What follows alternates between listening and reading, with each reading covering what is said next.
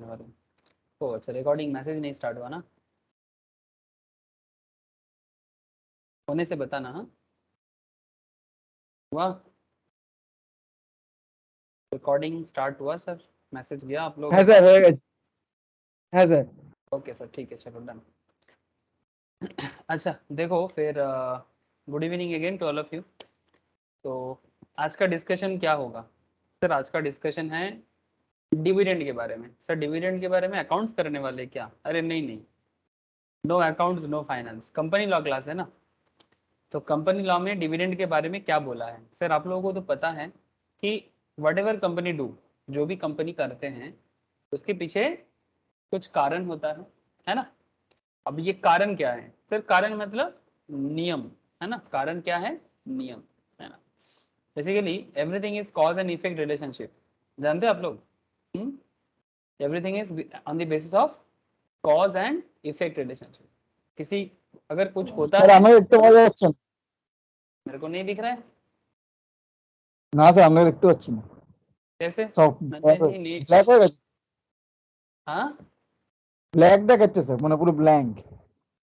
सबको, नंदिनी को भी, नील को भी, सबको? ना सर ठीक है।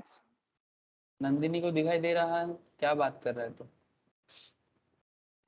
স্যার আমাকে দেখাচ্ছে না স্যার, তাহলে আমি রিজাইন করে দেখি স্যার। রিজয়েন कर, তো নেটওয়ার্ক ল্যাগ আছে তার মানে আজকে।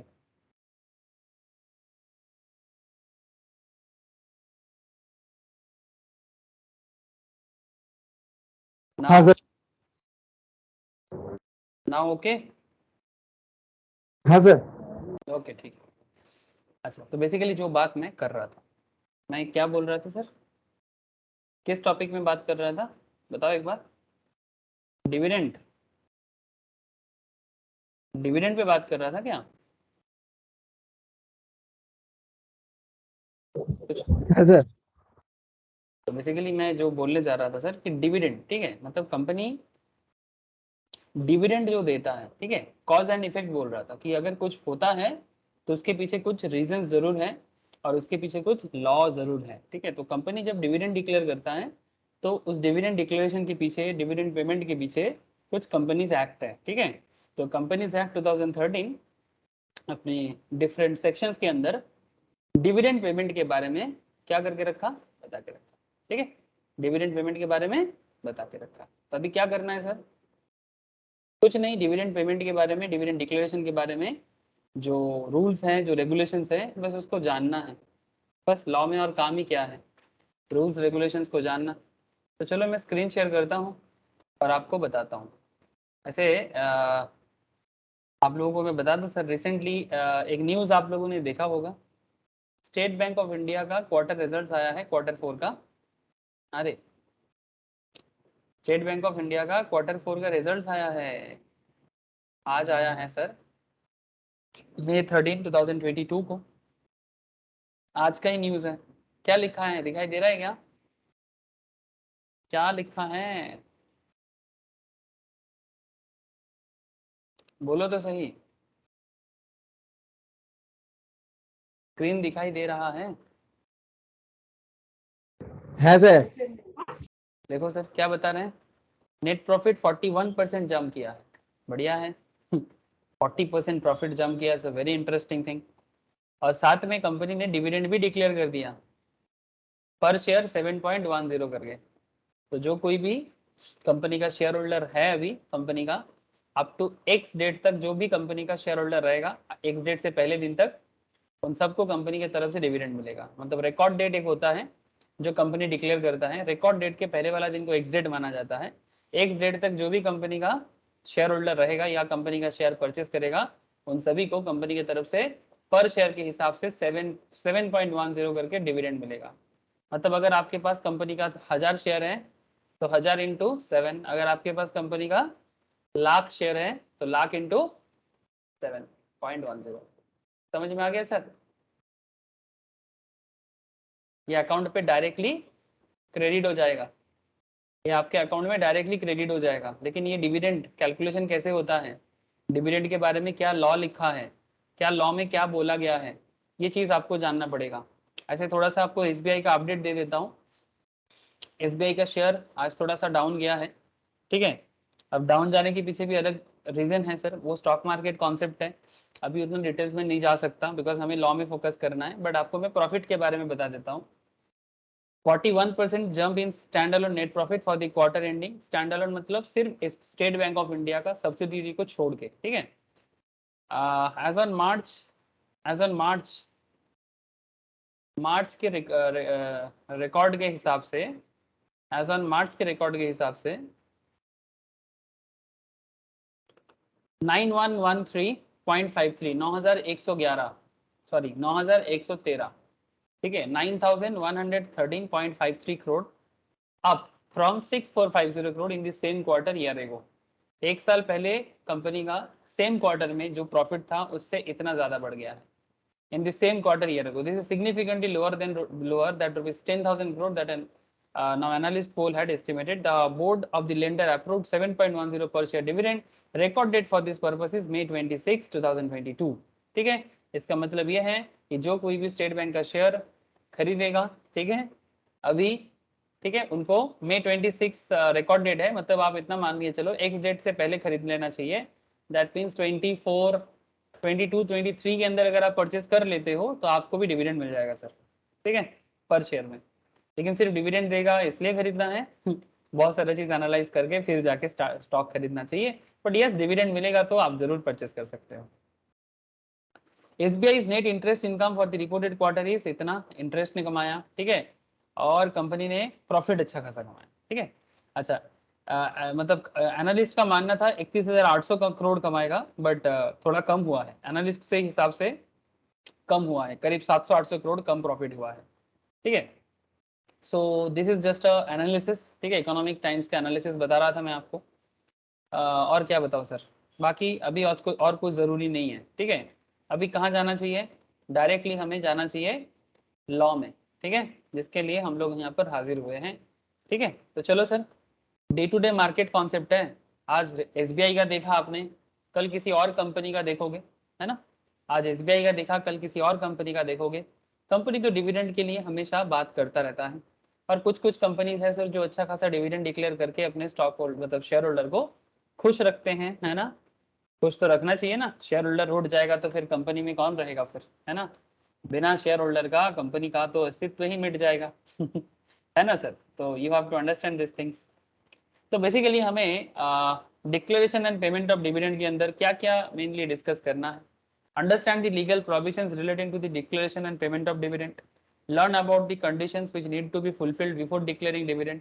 डिविडेंड देने से पहले कंपनी को क्या क्या कंडीशन फुलफिल करना चाहिए। Out of accumulated reserve, calculation है सर, वेट करिए कीजिएगा, आपको कैलकुलेशन करके बताऊंगा कि कैसे कंपनी डिविडेंड डिक्लेयर करने से पहले अपना रिजर्व को एक्यूमुलेट करते हैं। Very very interesting calculations. Appreciate the manner in which unpaid and unclaimed dividend is to be dealt with। अगर कोई अनपेड डिविडेंड है या फिर अनक्लेम डिविडेंड है, ठीक है, मतलब या तो कंपनी ने डिविडेंड पे नहीं किया या फिर जिनको डिविडेंड मिलना था उन्होंने क्लेम नहीं किया, तो उनके साथ क्या करना है, ठीक है। सर एक फंड होता है investor education and protection fund, IEPF, investor education and protection fund. Understand the nature and framework of the investor education and protection fund. Actually unclaim dividend वगैरह IEPF में ट्रांसफर कर दिया जाता है। अगर कोई अनक्लेम डिविडेंड है, मतलब जिनका डिविडेंड है उन्होंने क्लेम नहीं किया, तो ऐसा डिविडेंड का पैसा को कंपनी अपने प्रॉफिट सोच के नहीं रख सकता, कंपनी को उसको IEPF में ट्रांसफर करना होता है। लेकिन उसका क्या रूल्स रेगुलेशंस है अच्छे से समझना होगा। And there is a concept appreciate the consequence of failure to distribute dividend. Dividend distribute करने में अगर कंपनी फेलियर होता है तो कंपनी पे क्या सजा या पेनल्टी सुनाया जाता है, ठीक है सर। हेलो, समझ में आ रहा है ना कि डिविडेंड के बारे में क्या जानना है और कैसा जानकारी लेना है। मार्केट में एक डे टू डे एक्टिविटी है, नॉर्मली डे टू डे नहीं बोलेंगे, क्वार्टर एक्टिविटी या एनुअल एक्टिविटी है, ठीक है, बट आपको रेगुलर बेसिस में मार्केट में इस तरह का न्यूज़ जरूर सुनने को मिलता है ना, कि ये कंपनी ने डिविडेंड दिया, वो कंपनी ने डिविडेंड दिया, कौन सा अच्छा कंपनी है जो अच्छा डिविडेंड प्रोवाइड करते हैं। इवन जो लोग स्टॉक मार्केट एनालिसिस करते हैं सर, जैसे हमारे क्लासेस में भी, स्टॉक मार्केट क्लासेस में भी हम लोग इस तरह से बात करते हैं कि अच्छा डिविडेंड प्रोवाइडर कंपनी, ठीक है, डिविडेंड प्रोवाइडिंग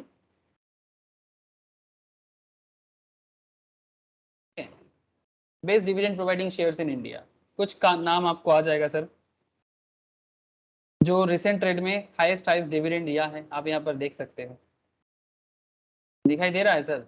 हाँ, वेदांता है, पीएनबी है, हिंदुजा है, आरईसी है, एनएमडीसी है, पावर फाइनेंस है, ठीक है। ये देखो सर, क्वार्टर प्रॉफिट के हिसाब से दे रहा है सर, ठीक है, ठीक है, क्वार्टर प्रॉफिट के हिसाब से। तो ये देखो डिविडेंड यील्डिंग का परसेंटेज भी दिया है, आईओसीएल है, इंडियन ऑयल, ठीक है, कोल इंडिया, आईटीसी भी देयर, सेल इज देयर, सरकार का हडको इज देयर, ठीक है।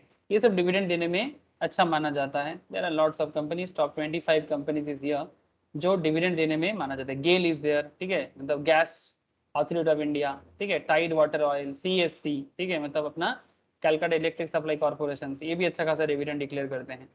तो सर आपको समझ में आ रहा है ना, ये सब डेटा आपको थोड़ा सा रिसर्च करने से मिल जाता है ऑनलाइन में। बट सर रिसर्च तो ठीक है, लेकिन रिसर्च से पहले आपको समझना चाहिए इसका क्या होता है, कैसे काम होता है। और देखो भाई, as a chartered student, as a company secretary student, as a company cost and management accounting मतलब सीएम कॉस्ट स्टूडेंट, आप लोगों को पता होना चाहिए, हर चीज़ का नियम पता होना चाहिए। तो नियम के बारे में ही आपको आगे बताते हैं। तो डिविडेंड जो है, इसका मतलब के बारे में सेक्शन 2 सबसेक्शन 35 में कहा गया। आपको कुछ टाइप्स के बारे में भी जानना है कि कितना टाइप का डिविडेंड हो सकता है। सर एक होता है इंटरिम डिविडेंड, दूसरा होता है फाइनल डिविडेंड, ठीक है। ये क्या है, इंटरिम क्या है, फाइनल क्या है? आप लोग शायद बचपन में भी बहुत सारे क्वेश्चंस किए होंगे, जिसमें आप अकाउंटेंसी में ऐसे सुनते होंगे, ठीक है, या फिर बचपन से ही कैलकुलेशंस करने के टाइम पे कि company paid interim dividend, company paid final dividend, ऐसा आप लोगों ने कैलकुलेशंस में बहुत बार देखे होंगे, है ना sir? Interim dividend, final dividend सुना है कि नहीं सुना? क्या रे?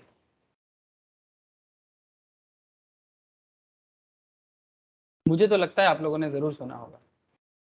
हाँ, नील, पिंकी, सोमपद, बोलो सर, नंदिनी, यस सर। सुना ना? एग्जैक्ट। तो कैलकुलेशंस करने के टाइम पे हम लोग तो ये सब चीज़ सुनते हैं। अब उसके बारे में जानेंगे, लॉ क्या बताते हैं। Sir declaration of dividend section 123 and companies declaration of payment dividend rules 2014। Declaration of dividend के बारे में section 123 and companies declaration and payment of dividend rule 2014 में बोला है। मतलब रूल में क्या है, थोड़ा बहुत बाद में अमेंडमेंट जो भी आता है। करंट ईयर प्रॉफिट क्या है, पास्ट ईयर प्रॉफिट्स क्या है। सर डिविडेंड में और भी चीजें हैं, अनपेड डिविडेंड या unclaimed dividend, section 124। IEPF investor education and protection fund क्या है, 125।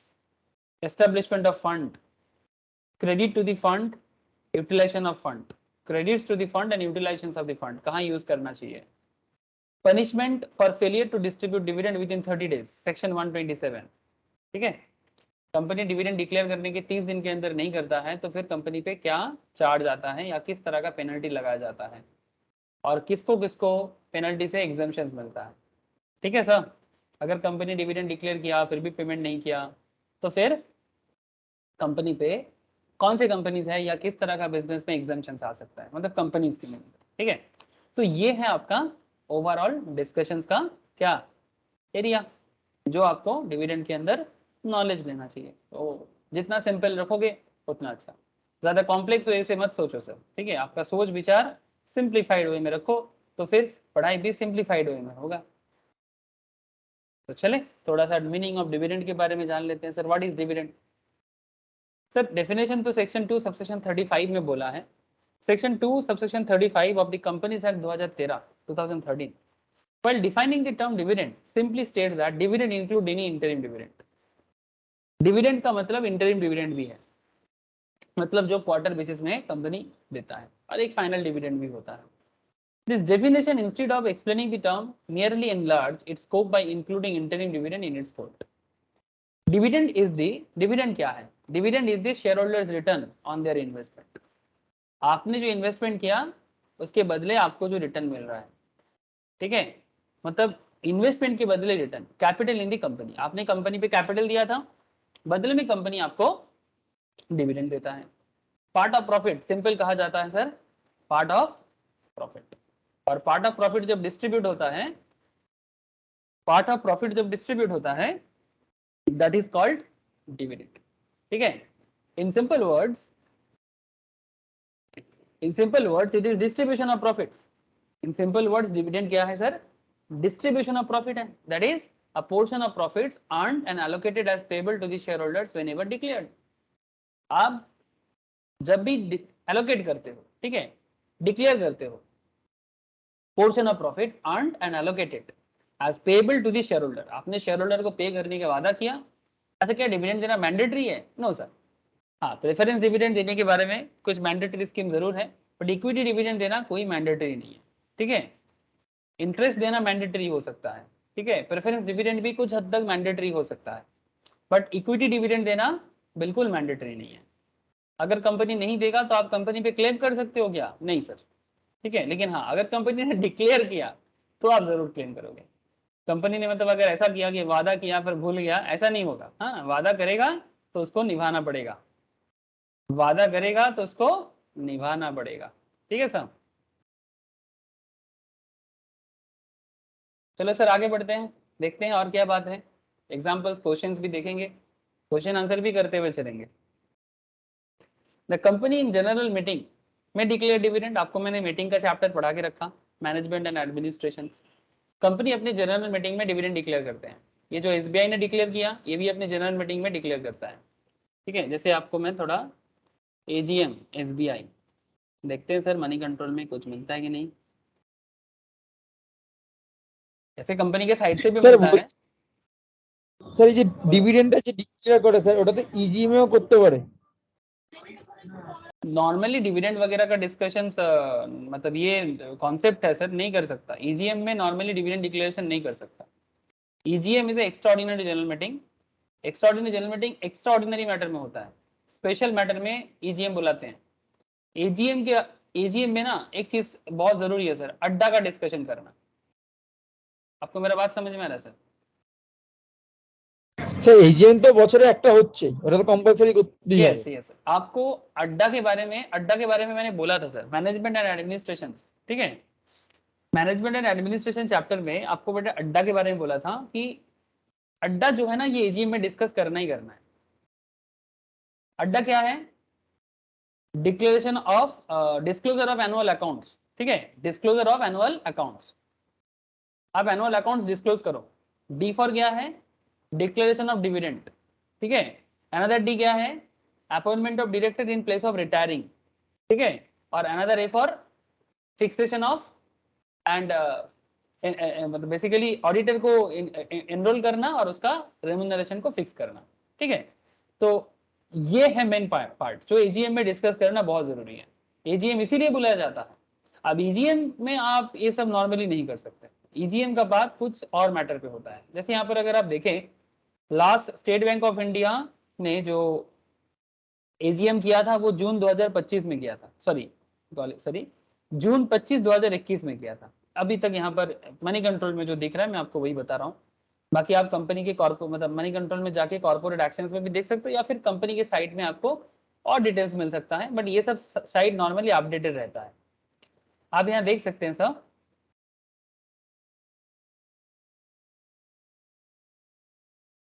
जस्ट लुक एट यहाँ एजीएम ईजीएम. ठीक है, जब जब कंपनी ने डिक्लेयर किया एजीएम तब तब यहाँ पर दिखाया गया है. और यहाँ पर जब जब कुछ डेटा यहाँ पर भी है डिविडेंड के बारे में. ये देखो सर, 2016 का डेटा यहाँ पर दिख रहा है सर. 11 जून रिकॉर्ड डेट था होगा. 2.60 पर शेयर. ठीक है, 2.60 पर शेयर. ठीक है, 260%, मतलब एक फेस वैल्यू रखा गया 1, तभी 2.6 को 260% डिविडेंड कहा जा रहा है. ठीक है, 260% एक्चुअली डिविडेंड हमेशा फेस वैल्यू पे काउंटिंग होता है सर. डिविडेंड हमेशा फेस वैल्यू पे काउंटिंग होता है. ठीक है, आप किसी और कंपनी का भी देख सकते हो. और किसका डिविडेंड देखोगे? अभी आपको मैं एक डिविडेंड का लिस्ट दिखाया था. अच्छा छोड़ो, आपको किसके बारे में बताऊं? रिलायंस डिविडेंड में अच्छा है. हाँ है अच्छा, खराब नहीं है डिविडेंड. रिलायंस भी देता है. आईटीसी देख सकते हैं आप. ठीक है,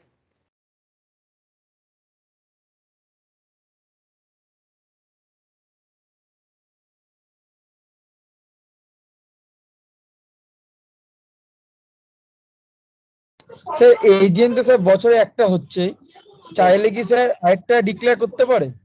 नहीं, एजीएम एक ही होता है, अगर बाद में होगा হ্যাঁ तो ওটা তো ईजीएम স্যার कहलाएगा। পরের বছর এই বছরের মধ্যে স্যার 15 মাসের এই ডিফারেন্স সেটা তো করতেই হবে।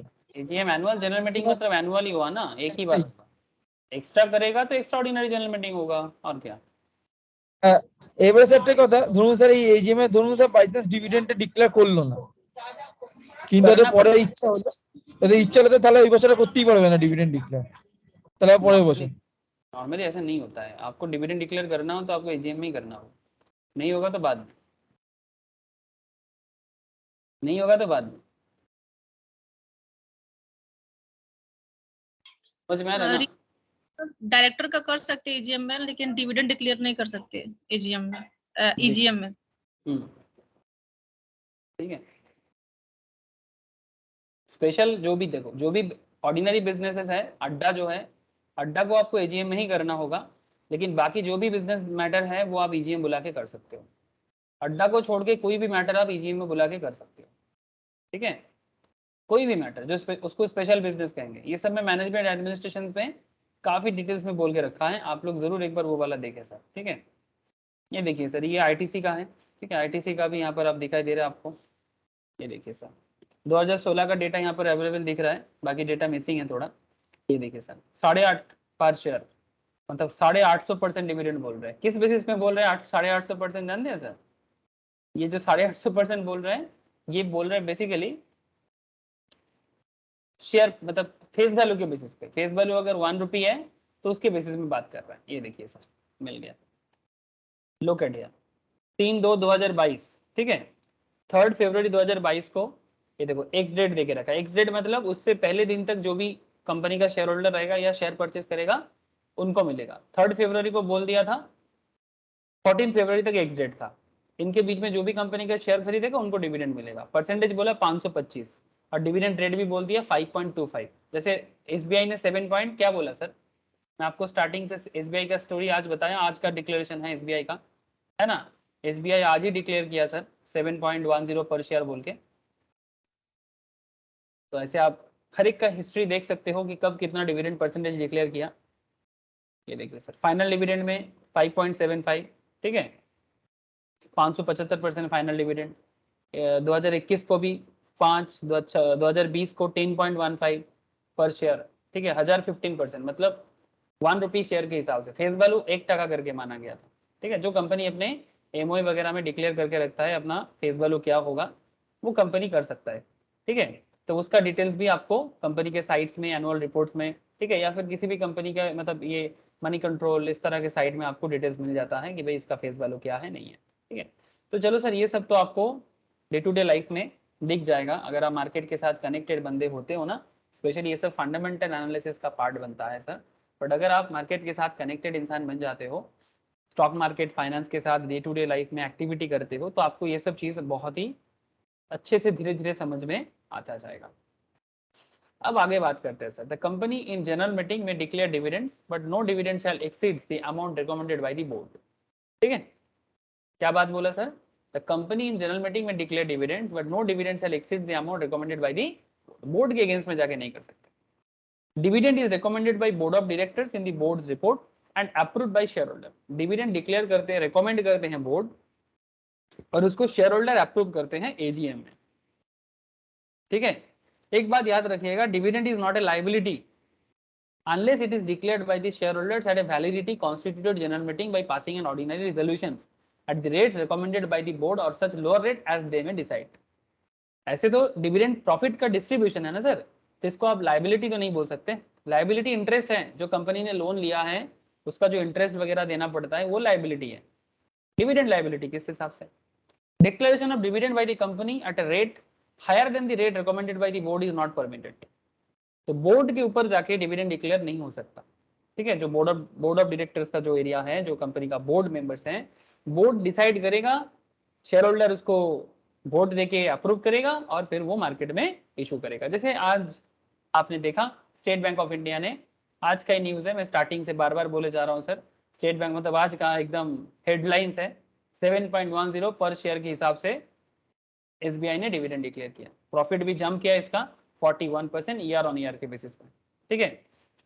बट हाँ, एनालिस्ट के हिसाब से प्रॉफिट और होना चाहिए था, ठीक है। एनालिसिस के हिसाब से और ज्यादा होना चाहिए था, जो मिस किया as per analyst, and that's why market भी थोड़ा स्टेट बैंक ऑफ इंडिया का गिरा है। ठीक है, ठीक है सर। अब स्टॉक मार्केट रिलेटेड मैटर पे ज्यादा नहीं जाएंगे, बिकॉज जब चले जाते हैं ना स्टॉक मार्केट में वापस नहीं आ पाते। ठीक है, इसलिए मैं थोड़ा अपने आप को रोक के रखता हूँ कि भाई ज्यादा मत बोलो स्टॉक मार्केट में ज्यादा मत बोलो। हम लोग लीगल पार्ट में सर, तो लीगल पार्ट को थोड़ा सा प्यार से समझना चाहिए। अच्छा, dividend is declared as a proportion of nominal और face value of a share, जो भी आपको अभी अभी बोल रहा था। ठीक है, डिविडेंड जब भी डिक्लेरेशन किया जाता है, इसका जो कैलकुलेशन होता है सर, ये फेस वैल्यू पे होता है। ठीक है, मार्केट वैल्यू पे नहीं।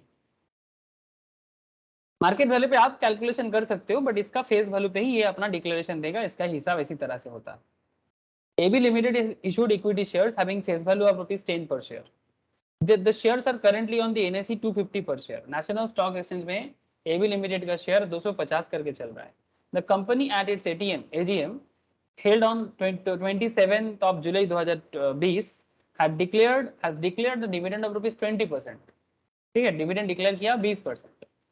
Mister Shekhar owns 1000 shares which he purchased at ₹300। ठीक है, 300 में परचेस किया था, अभी चल रहा है 250 में। मार्केट डाउन होता है ना सर, ऐसे मार्केट अप एंड डाउन चलता है। ऐसा नहीं कि आपने 300 में खरीदा तो शेयर का दाम 250 हो गया तो एकदम चिंता का विषय हो गया। डिपेंड करते हैं बिजनेस टू बिजनेस। अगर वो बिजनेस फेलियरिटी हालत में जा रहे हैं तो फिर आपको चिंता होना चाहिए, बट अगर बिजनेस फेलियरिटी नहीं है, जस्ट मार्केट बबल है, मार्केट कभी कभी ऐसा होता है ना, कभी आप कभी डाउन। जैसे रिसेंट 2-3 दिन में मार्केट बहुत गिरा था, है ना। अगर आप निफ्टी देखते हो, सेंसेक्स देखते हो, लास्ट 2-3 दिन से मार्केट रेगुलर बेसिस में गिरता गया है। क्या आज रिकवर किया है सर? नहीं सर, आज भी मार्केट गिरा, आज भी मार्केट नीचे ही गया है। थोड़ा सा रिकवर कर रहा था सुबह, फिर से मार्केट नीचे ही गिरा।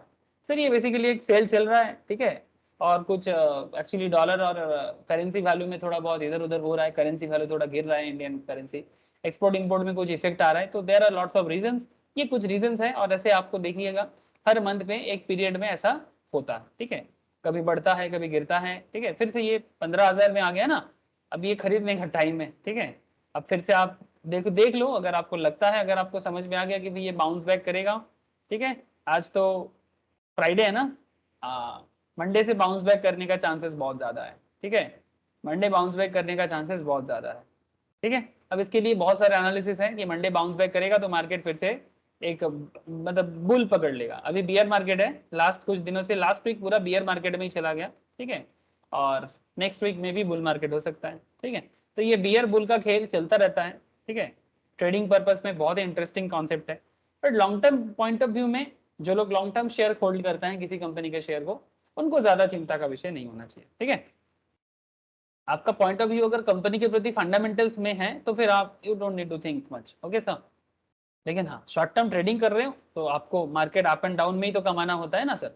परचेस करो अभी, बेचो हाई प्राइस में। ठीक है, लो प्राइस में खरीदो, या फिर अगर आपको मार्केट गिरने का आइडिया लग जाता है, ठीक है, उसके लिए टेक्निकल एनालिसिस होता है। ठीक है, जो लोग टेक्निकल एनालिसिस का पढ़ाई किए हो या पढ़ाई करना चाहते हो आगे जाके, टेक्निकल में क्या होता है जानते हो सर? ये जो मार्केट अप एंड डाउन हो रहा है ना, ठीक है, ये जो मार्केट अप एंड डाउन हो रहा है, इसको ना आप फील कर सकते हो। ठीक है, कि क्या मार्केट आगे जाएगा, क्या मार्केट गिरेगा, क्या मार्केट आगे जाएगा, क्या मार्केट गिरेगा। इसका ना कुछ पैरामीटर्स होते हैं, इसमें कैंडल स्टिक्स होते हैं। ये तो लाइन चार्ट है। ठीक है, गूगल जो दिखाते हैं ये बस ट्रेंड सेटअप को दिखाने के लिए लाइन यूज करते हैं, बट खेल तो छुपा रहता है कैंडल्स पे।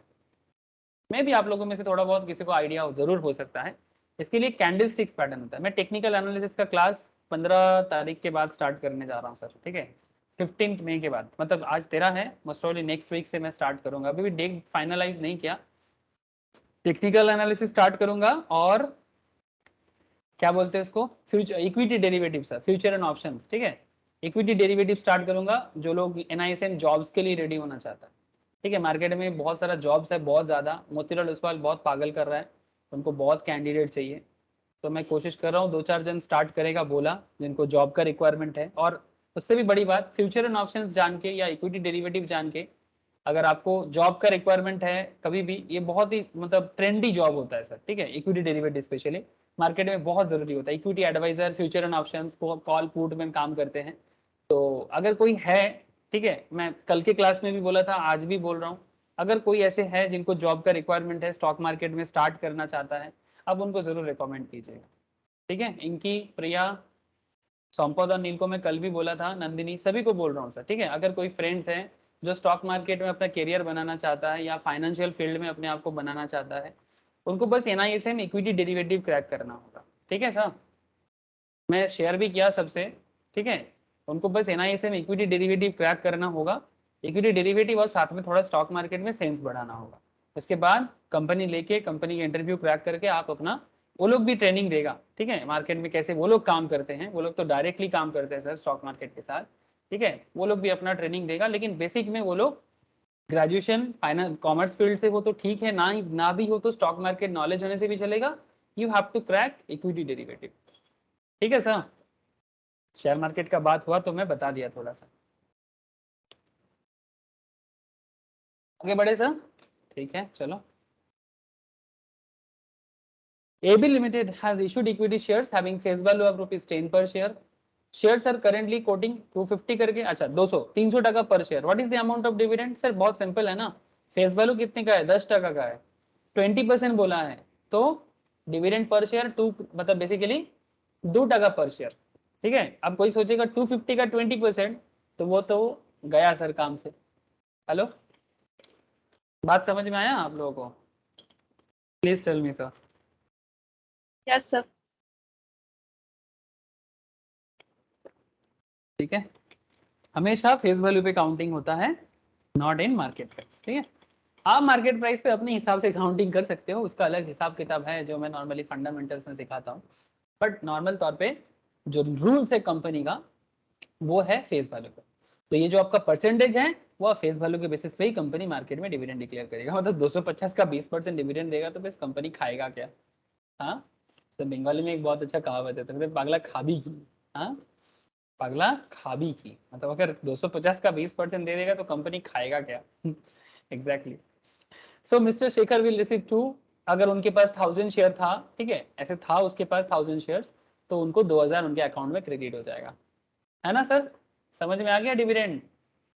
बोलो सर, अभी तो बस शुरुआत है, अभी बहुत कुछ बाकी है, लेकिन इतना समझ में आएगी नहीं, इतना तो बता दो sir.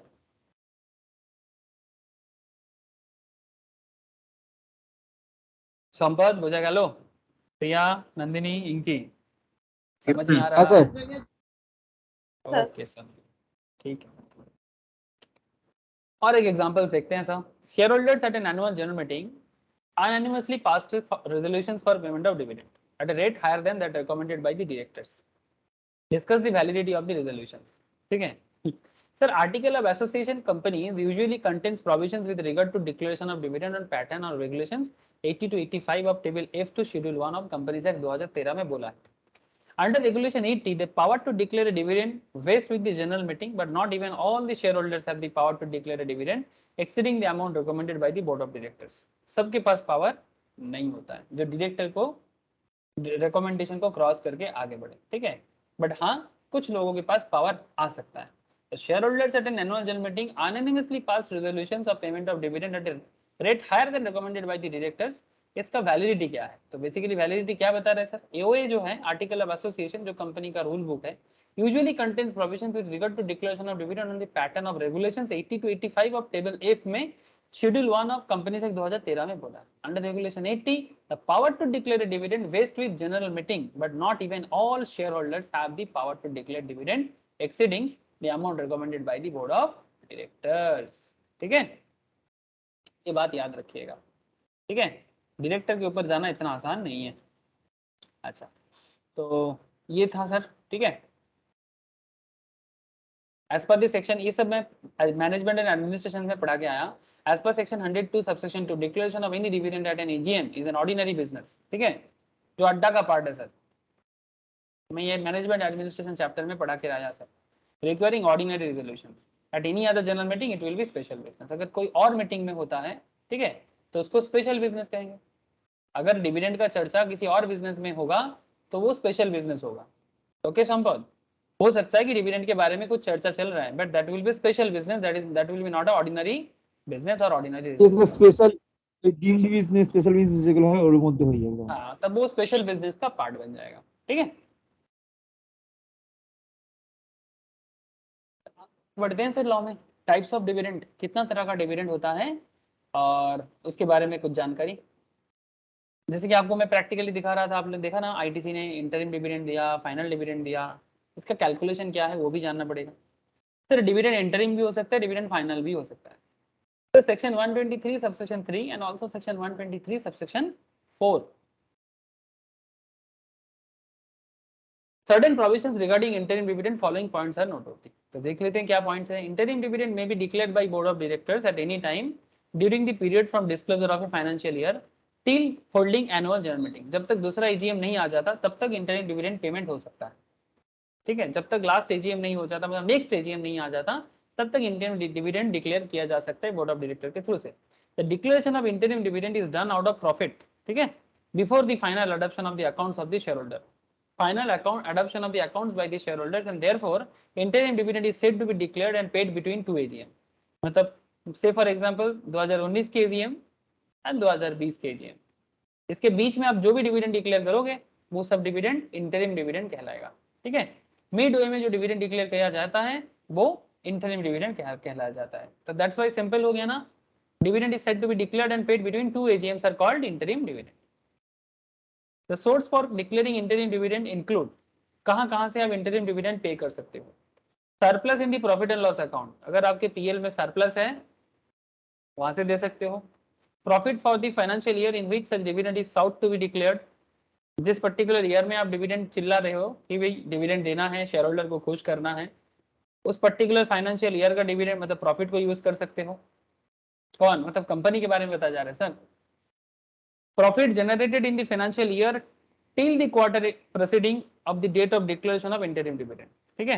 Profit generated in the financial year till the quarter preceding the date of declaration of the interim dividend, मतलब interim dividend डिक्लेयर करने से पहले क्वार्टर तक जितना आपका फाइनेंशियल ईयर गया है उतना तक आपने जो प्रॉफिट जनरेट किया, अब उसमें से भी डिविडेंड इंटरिम डिविडेंड दे सकते हो, ठीक है। तो ये है सोर्स जहां से इंटरिम डिविडेंड पेमेंट होता है या हो सकता है। Declaration of interim dividend shall be ratified at the ensuing AGM by the members, ठीक है। तो इसका मतलब जो भी रेटिफिकेशन है, रेटिफिकेशन इन द सेंस समर्थन जो भी वगैरह है, एवरीथिंग सब कुछ एजीएम में मेंबर के थ्रू से किया जाएगा।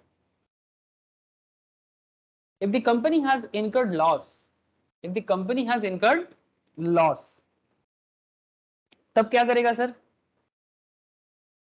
हाँ सर बोलो, लॉस होगा तो क्या डिविडेंड देगा?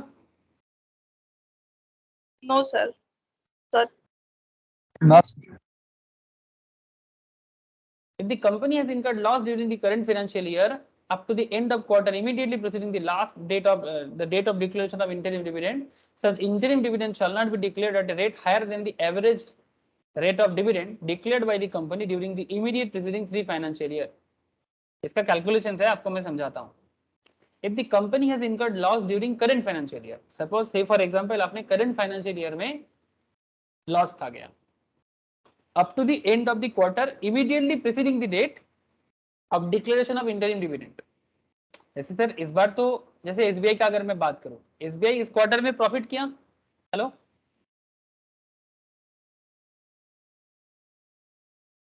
हाँ सर, लास्ट क्वार्टर में एसबीआई ने प्रॉफिट किया, लेकिन अगर ये मतलब बेसिकली फाइनेंशियल ईयर में अगर ये लॉस करता, और ये तो इंटरिम डिविडेंड पता ही चल रहा है, तो अगर इंटरिम डिविडेंड डेट डिक्लेयर से दे, मतलब जिस दिन इंटरिम डिविडेंड डिक्लेयर किया जा रहा है उसके लास्ट क्वार्टर तक अगर उसने कंपनी ने लॉस खा के रखा, तो यही बात कर रहे हैं। If the company has incurred loss during the current financial year up to the end of the quarter immediately preceding the date of declaring the interim dividend, such interim dividend shall not be declared at a rate higher than the average rate of dividend declared by the company during the immediate preceding 3 financial year।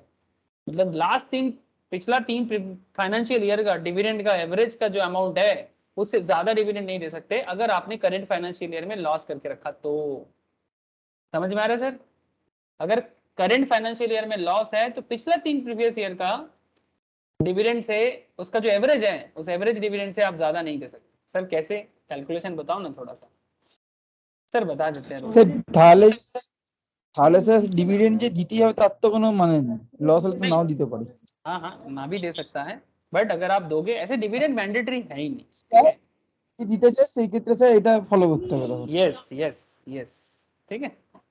Dividend ऐसे ही कभी भी mandatory नहीं है। अगर company अपना growth करेगा, general meeting में decide करेगा कि मैं कंपनी का कैपिटल हम लोग मार्केट में डालना चाहते हैं, तो कंपनी मार्केट में दे देगा, मतलब मार्केट में उसको कैपिटल के तौर पे डिस्ट्रीब्यूट कर देगा। बहुत सारी कंपनी है जो डिविडेंड देने में विश्वास नहीं रखते, ग्रोथ में विश्वास रखते हैं, जिनको बिजनेस में दम दिखता है, जिनको पता चल जाता है कि भाई कंपनी তোমার স্যার জিও রিলায়েন্স এর আছে তো স্যার রিলায়েন্স স্যার গ্রোথের সাথে ডিভাইড रिलायंस दोनों करता है, ग्रोथ भी करता है, डिविडेंड भी देता है।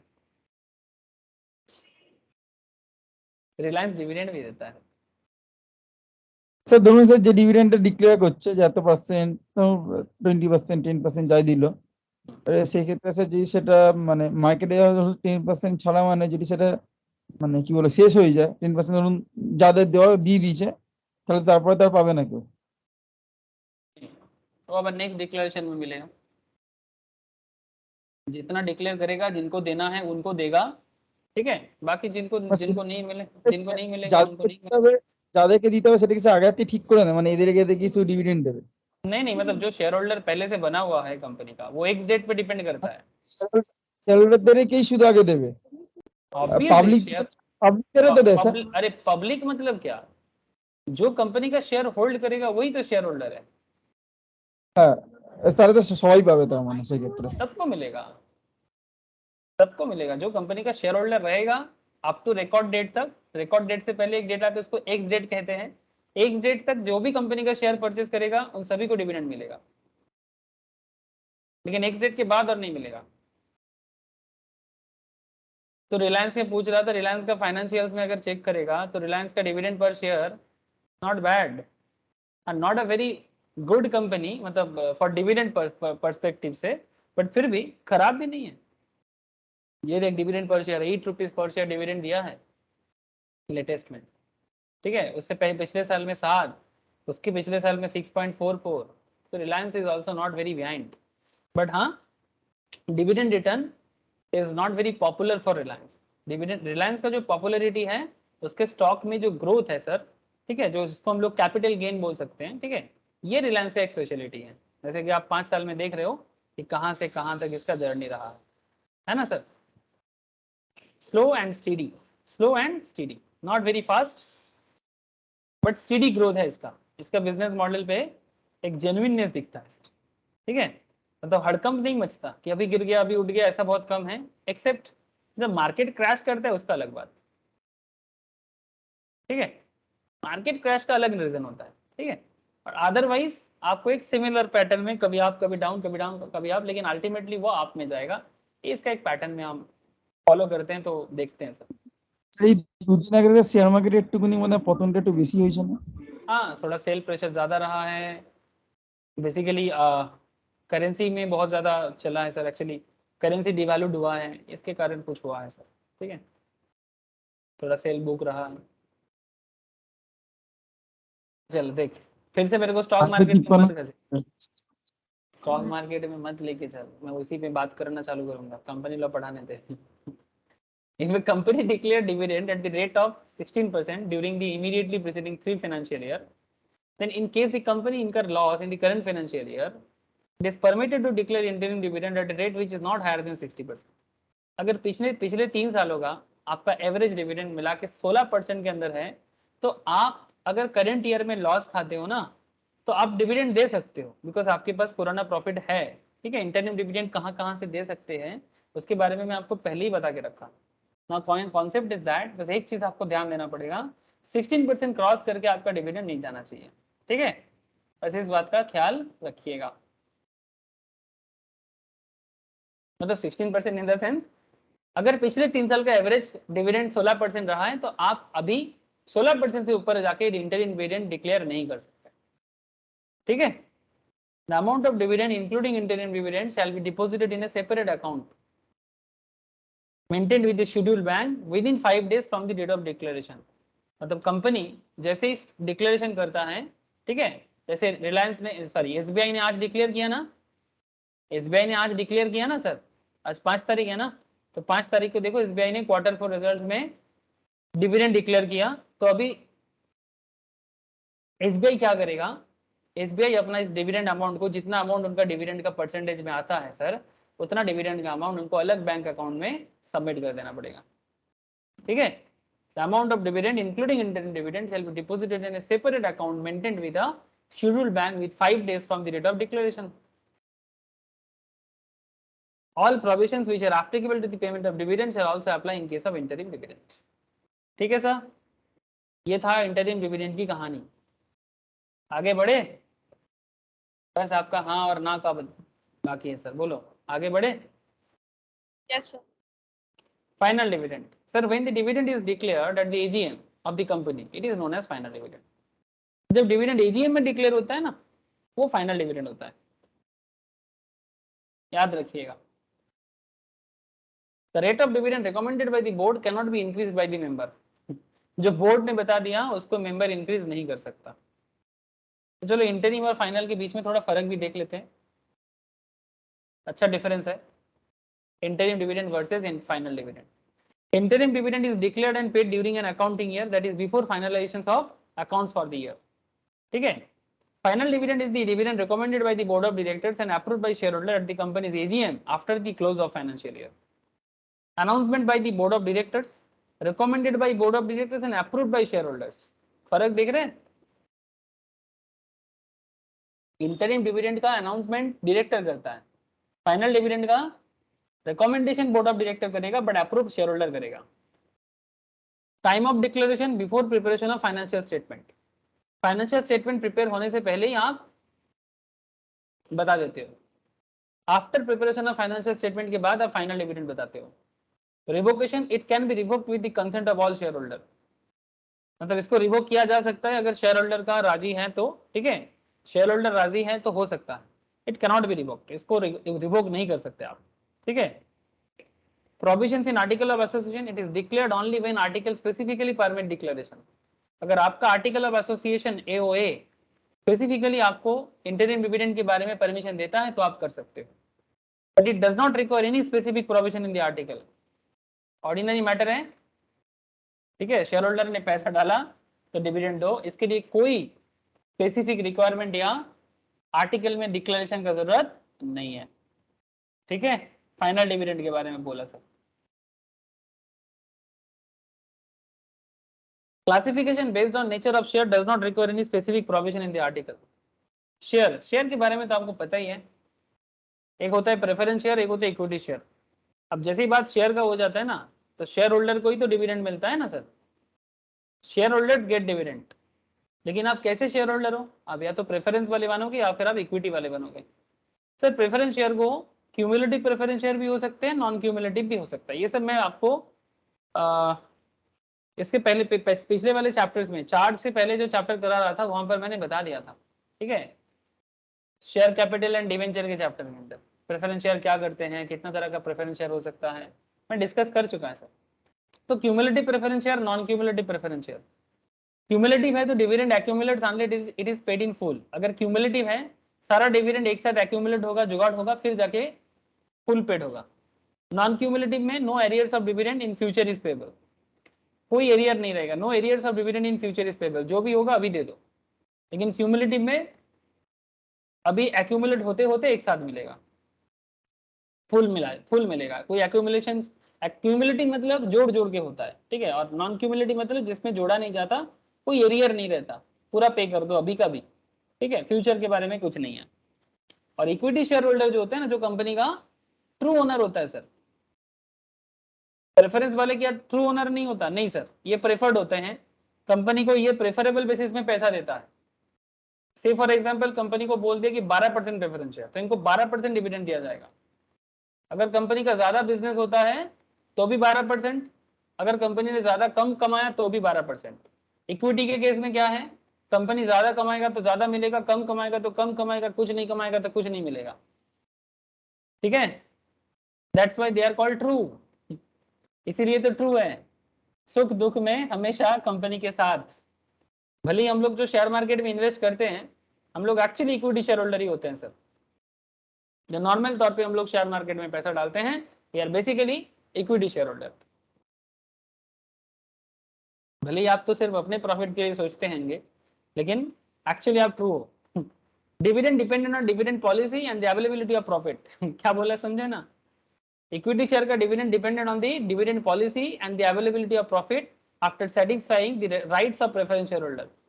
प्रेफरेंस को खाना खाने के बाद देने के बाद अगर कुछ बचता है तो मिलेगा आपको, अदरवाइज नहीं।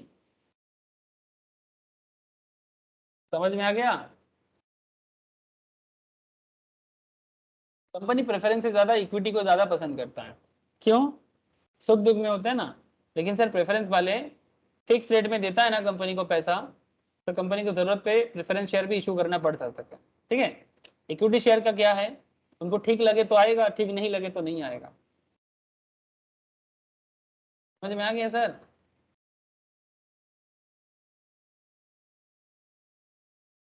Yes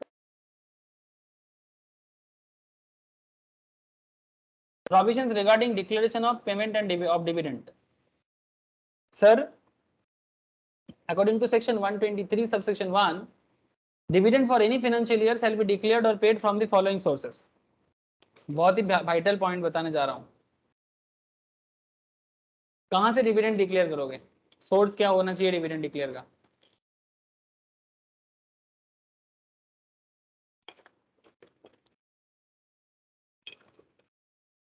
sir current financial year के प्रॉफिट से दे दो, करंट फाइनेंशियल ईयर के प्रॉफिट से दे दो, profit of the current financial year. Profit arrived at after providing for depreciation in accordance with schedule 2। ठीक है, डिप्रिसिएशन वगैरह प्रोवाइड करने के बाद कंपनी के पास जो प्रॉफिट है, ईबीआईटी जो है, ठीक है, इंटरेस्ट वगैरह दे दो, फिर कंपनी वहां से डिविडेंड दे सकता है। Profit of any previous financial year और ईयर्स, आप पिछले साल की प्रॉफिट से भी दे सकते हो। Profit of any previous financial years arrived at after providing for depreciation in accordance with schedule 2 and remaining undistributed, that is credit balance in profit and loss account and free reserve. आपके PL के credit balance में, free reserve में जो amount है वहां से दे सकते हो। It is to be noted that only free reserve and no other reserves are to be used for declaration of payment of dividend. आप सिर्फ और सिर्फ फ्री रिजर्व यूज कर सकते हो, दूसरे किसी भी रिजर्व में आप हाथ नहीं लगा सकते। ठीक है, जैसे सिक्योरिटी प्रीमियम रिजर्व वगैरह भी होता है, ठीक है, वो सब में आप हाथ नहीं लगा सकते।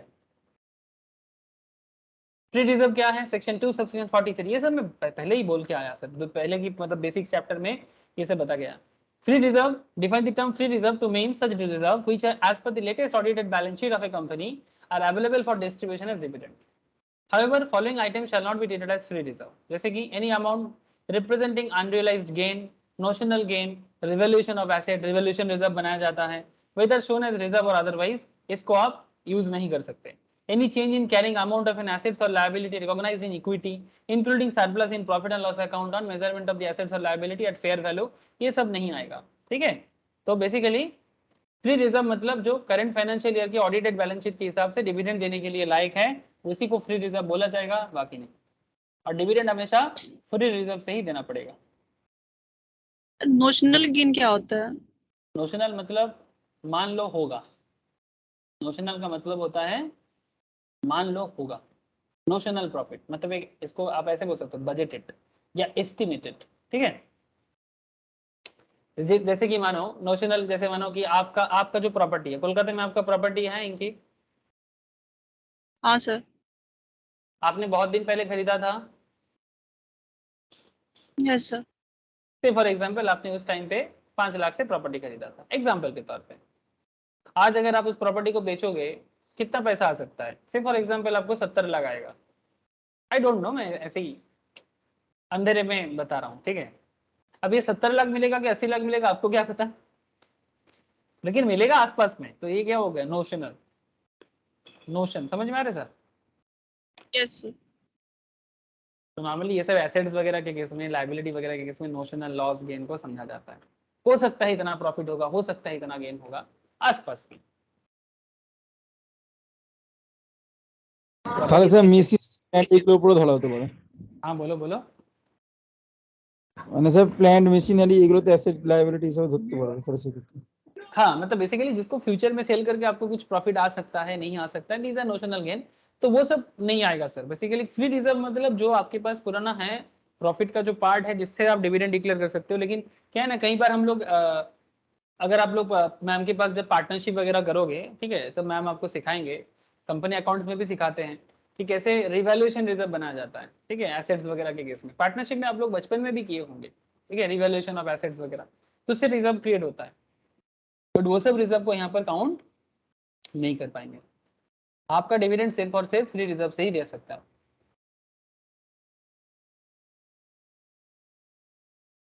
अच्छा, करंट फाइनेंशियल ईयर से दे दो, प्रीवियस फाइनेंशियल ईयर से दे दो, मतलब पिछला पुराना साल से दे दो, both A and B use करके दे दो।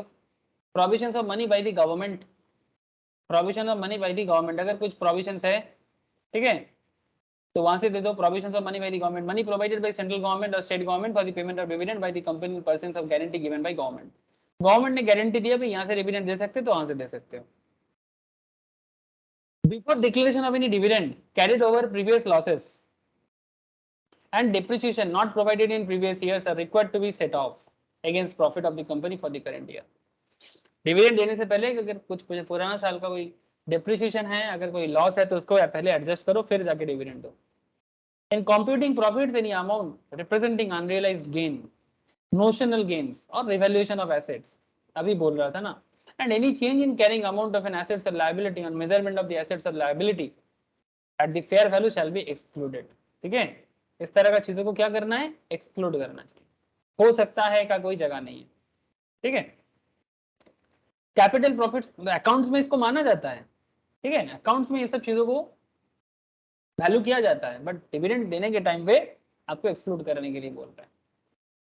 Capital profits are not same as distributable profits because they are not earned in normal course of business. Capital profit क्या होता है, आपका कोई बड़ा एसेट था, उसको आप सेल कर दिया, आपका कोई जमीन था, उसको आप सेल करके कुछ प्रॉफिट कमाया, but that is not a distributable profit because they are not in the normal course of business and therefore normally not available for distribution as dividend। point to be noted sir। आपको share holder को खुश करना है, खुश करो, but अपने business के profit से करो, एसेट बेच के नॉट अलाउड सर। समझ में आया? Yes sir. बेचा हुआ प्रॉफिट आपका ही है, बट सर कंपनी ने तो मतलब शेयर होल्डर ने आपको जो पैसा दिया, मार्केट में हम लोग जब कंपनी का शेयर खरीदते हैं, कंपनी के एसेट बेच के पैसे लेने के लिए करते हैं क्या?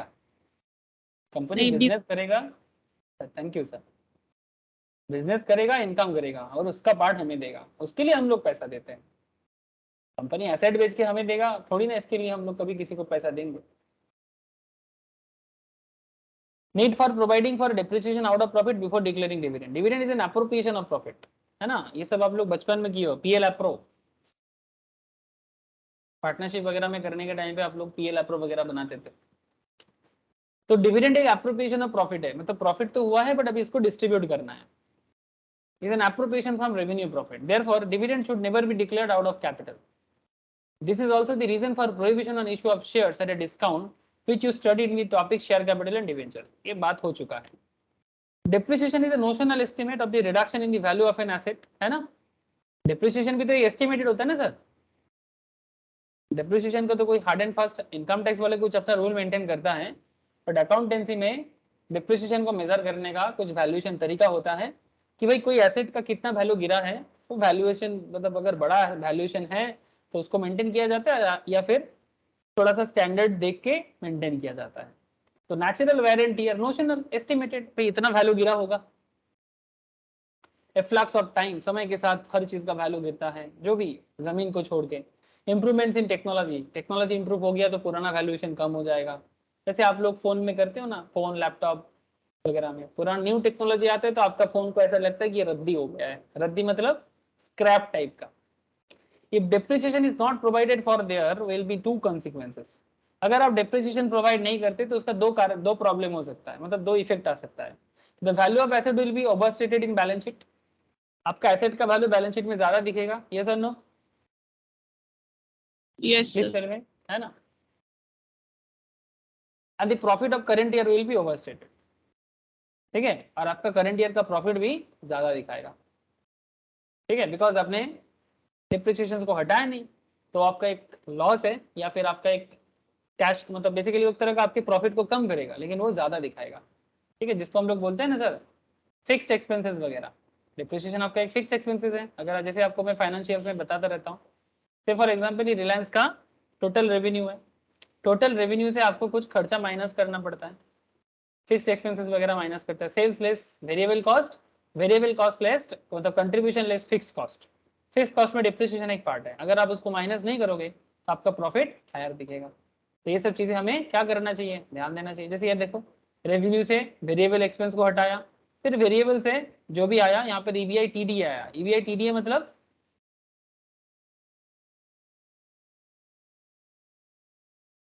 Earning before Earning interest tax, हाँ बोलो बोलो। earning before interest and tax, DA का depreciation. मतलब डिप्रिसिएशन एंड अमोर्टाइजेशन, ठीक है।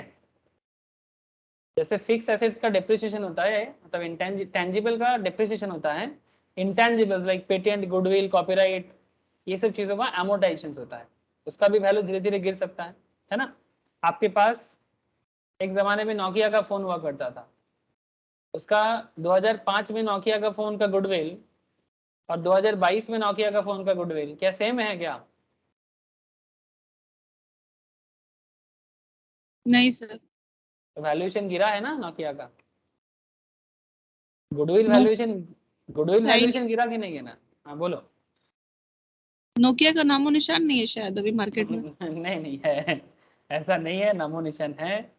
नोकिया मोबाइल फोन मार्केट में वापस आया है, स्मार्टफोन भी बना रहे हैं सर, ठीक है, लेकिन वो गुडविल नहीं है, ठीक है, स्पेशली इंडियन मार्केट में। तो वही होता है, एक टाइम पे आपके घर के सामने एम्बेसडर खड़ा रहता तो आपको कितना गुडविल आता था बोलो, बट आज के डेट में आपके घर के 100 सामने हाँ बोलो, 100%। 100% गुडविल आता था। आज के डेट में आपके घर के सामने एम्बेसडर होगा तो आप क्या बोलोगे, कहाँ से खटारा कार लाके खड़ा कर दिया, हाँ यही बोलोगे ना। यस तो इसको बोलते हैं सर गुडविल का गिरना, ठीक है। समय के साथ साथ ये सब चीज भी होता है, जैसे एसेट्स का भी वैल्यू गिरता है, फिक्स एसेट्स का मतलब टेंजिबल्स का, वैसा इंटेंजिबल्स का भी गुडविल गिर सकता है, तो उसको एमोर्टाइजेशन कहा जाता है। जैसे आप देख सकते हैं रिलायंस ने 2021 में इतना डिप्रिसिएशन एंड एमोर्टाइजेशन चार्ज किया 29,000 करोड़, ठीक है, 29,797 करोड़। ये सब अकाउंटेंसी में सिखाया जाता है, सब समझ में आ रहा है ना।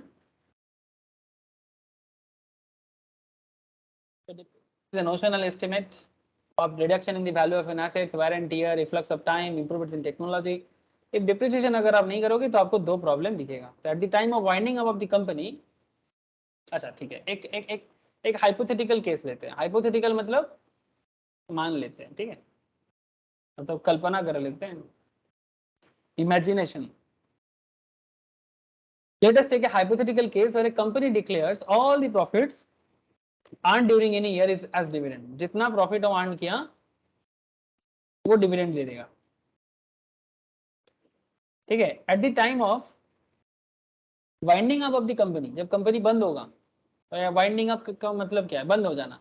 The value of assets appearing in the balance sheet should appear to the sufficient to repay the capital of share holder. Balance sheet में जो दिखा रहा है कंपनी का कैपिटल वो शेयर होल्डर को रिपे करने लायक है, but the actual realizable value thereof will be paltry sum which may not be sufficient, but actual realization sufficient नहीं है even to meet the expense of winding up, ठीक है। मतलब company एक तरह बता रहा है at the timing of winding up, जब कंपनी अपने आप को बंद करना चाहता है, the value of assets appearing in the balance sheet would appear to be sufficient. Asset का वैल्यूएशन अच्छा खासा बोल रहा है, बट उसका रियलाइजेबल वैल्यू अभी तक नहीं आया, मतलब कंपनी के पास एसेट्स को बेच के जो रियलाइज होगा वो अभी भी उतना नहीं है, जिससे कंपनी वाइंडिंग अप करने का जो कॉस्ट है, मतलब वाइंडिंग अप करने की, कंपनी बंद करने इतना आसान नहीं है।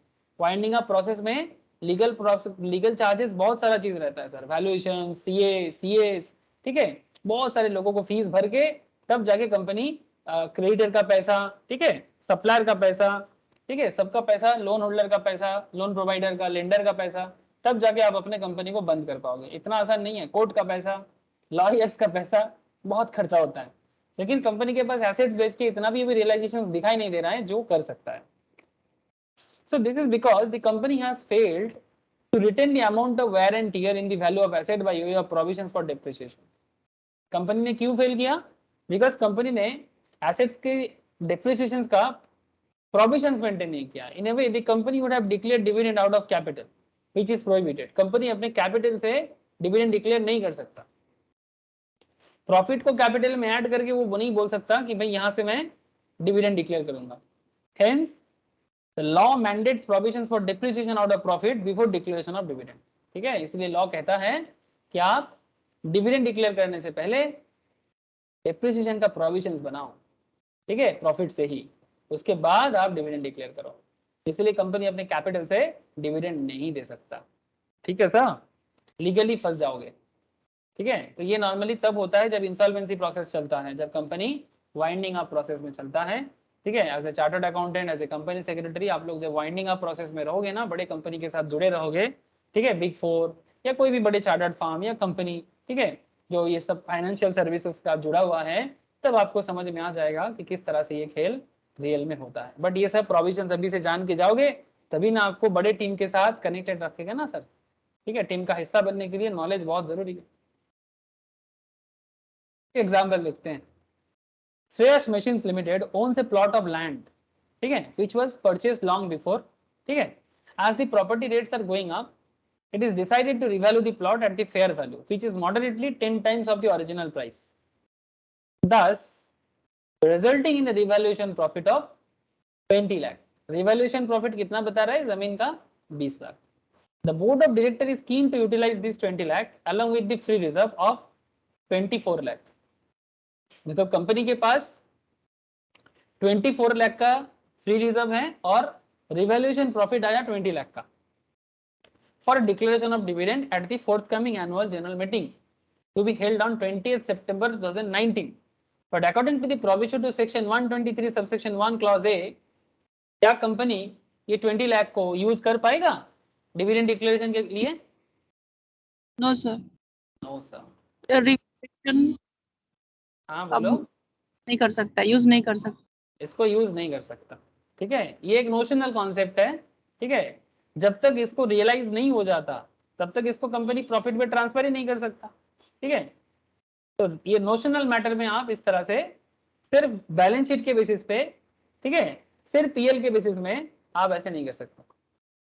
आपके पास फ्री रिजर्व में जो है आप वहीं से सिर्फ डिविडेंड डिक्लेयर कर पाओगे। ठीक है,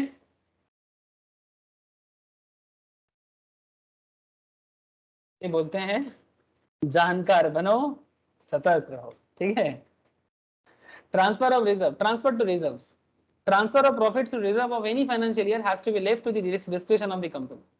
कंपनी अपना प्रॉफिट का कौन सा पार्ट रिजर्व में ट्रांसफर करेगा ये कंपनी का डिस्क्रिप्शन है। Therefore, a company is free to transfer any portion of its profit to reserve as it may deem fit. It may also decide not to transfer any amount to reserve. ठीक है, ये company के अपने ऊपर है कि वो reserve में ट्रांसफर क्या करेगा क्या नहीं करेगा। एग्जाम्पल के तौर पे for the current year Alma Watches Limited proposes to transfer more than 10% of its profit to the reserve before declaration of dividend at the rate of 12%. Can the company do so? हाँ sir, Alma Watches Limited proposes to transfer more than 10% of the profit to the reserve before declaration of dividend at the rate of 12%. Dividend का rate 12% माना। क्या company ऐसा कर सकता है?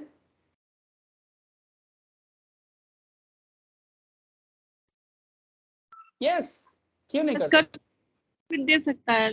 हाँ, company के डिस्क्रिप्शन में है। The amount to be transferred to the reserve out of profits for any financial year before the declaration of dividend has been left to the description of the company. Therefore, Alma Watches Limited is free to transfer any part of its profit to reserve as it may deem fit. जो उनको ठीक लगता है, no problem. Company अपना profit कितना reserve में डालेगा, कितना को दूसरे काम के यूज करेगा, कैपिटल में डालेगा, वो कंपनी के ऊपर है, इसमें कोई रोक टोक नहीं है। लेकिन बिना फ्री रिजर्व का डिविडेंड डिक्लेयर नहीं कर पाएगा। Bricks shipyard limited has earned a profit of ₹1000 crore for the financial year 18-19। Profit किया। It has proposed a dividend of 8.75%. However, it does not intend to transfer any amount to the reserve out of the profit earned. Can the company do so? 1000 crore का profit किया, congratulation. ठीक है, dividend भी declare कर दिया, propose 8.75, लेकिन कोई amount reserve में ट्रांसफर नहीं किया प्रॉफिट से, तो क्या कंपनी डिविडेंड दे पाएगा? यस सर, प्रॉफिट से तो दे सकता है। यस सर, दे सकता है। प्रॉफिट हुआ है तो प्रॉफिट में से तो दिया जाता है डिविडेंड। না স্যার দিতে পারবে না তো স্যার, কারণ স্যার ট্রান্সফার করেনি তো স্যার রিজার্ভে, শুধু প্রফিটটা কি করে স্যার দিতে পারবে? सोच लो।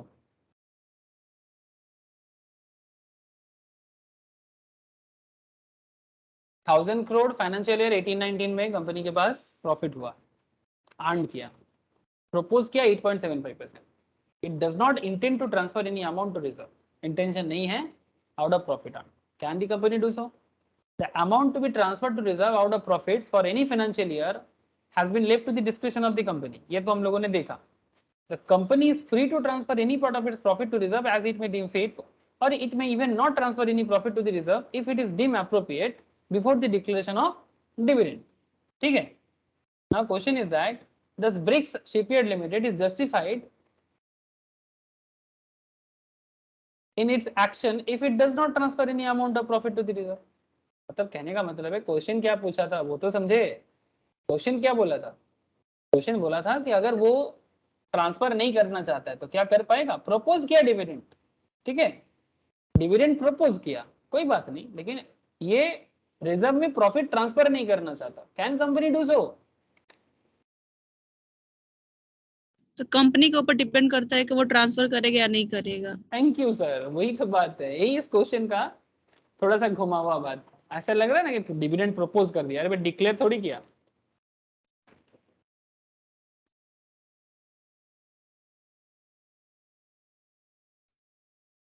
ठीक है सर, तो ट्रांसफर करेगा कि नहीं करेगा कंपनी के ऊपर है, इसमें हमें डिसीजन लेने का कोई जरूरत नहीं। कंपनी को डिसीजन लेना है वो लेगा कि भाई ट्रांसफर करना है नहीं करना है। डिविडेंड देने में दिक्कत होगा तो तब सोचेगा, लेकिन ट्रांसफर करने में उनको पूरा फ्रीडम है सर, ट्रांसफर करे ना करे।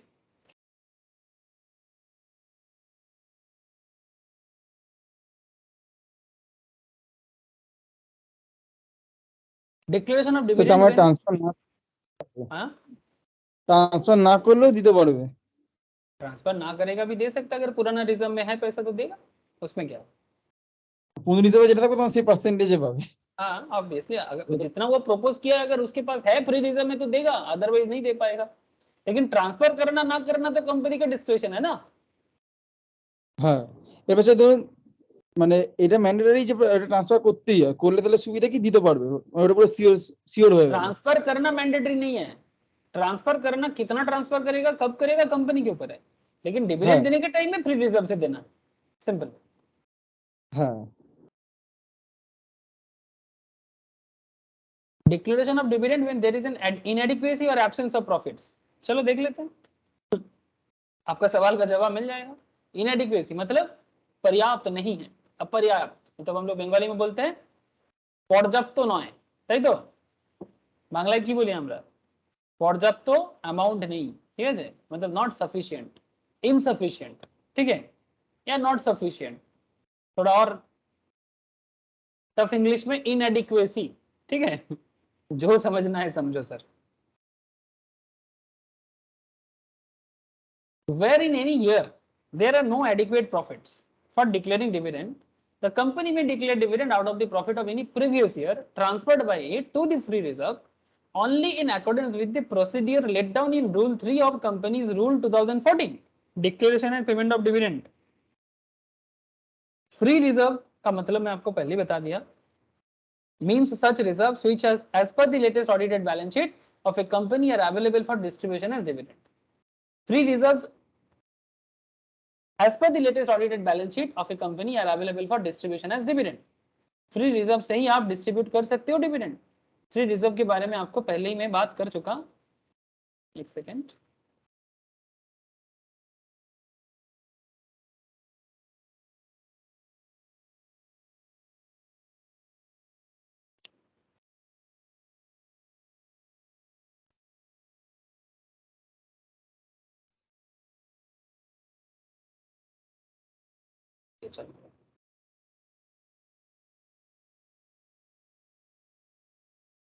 Following shall not be treated as free reserve, ठीक है।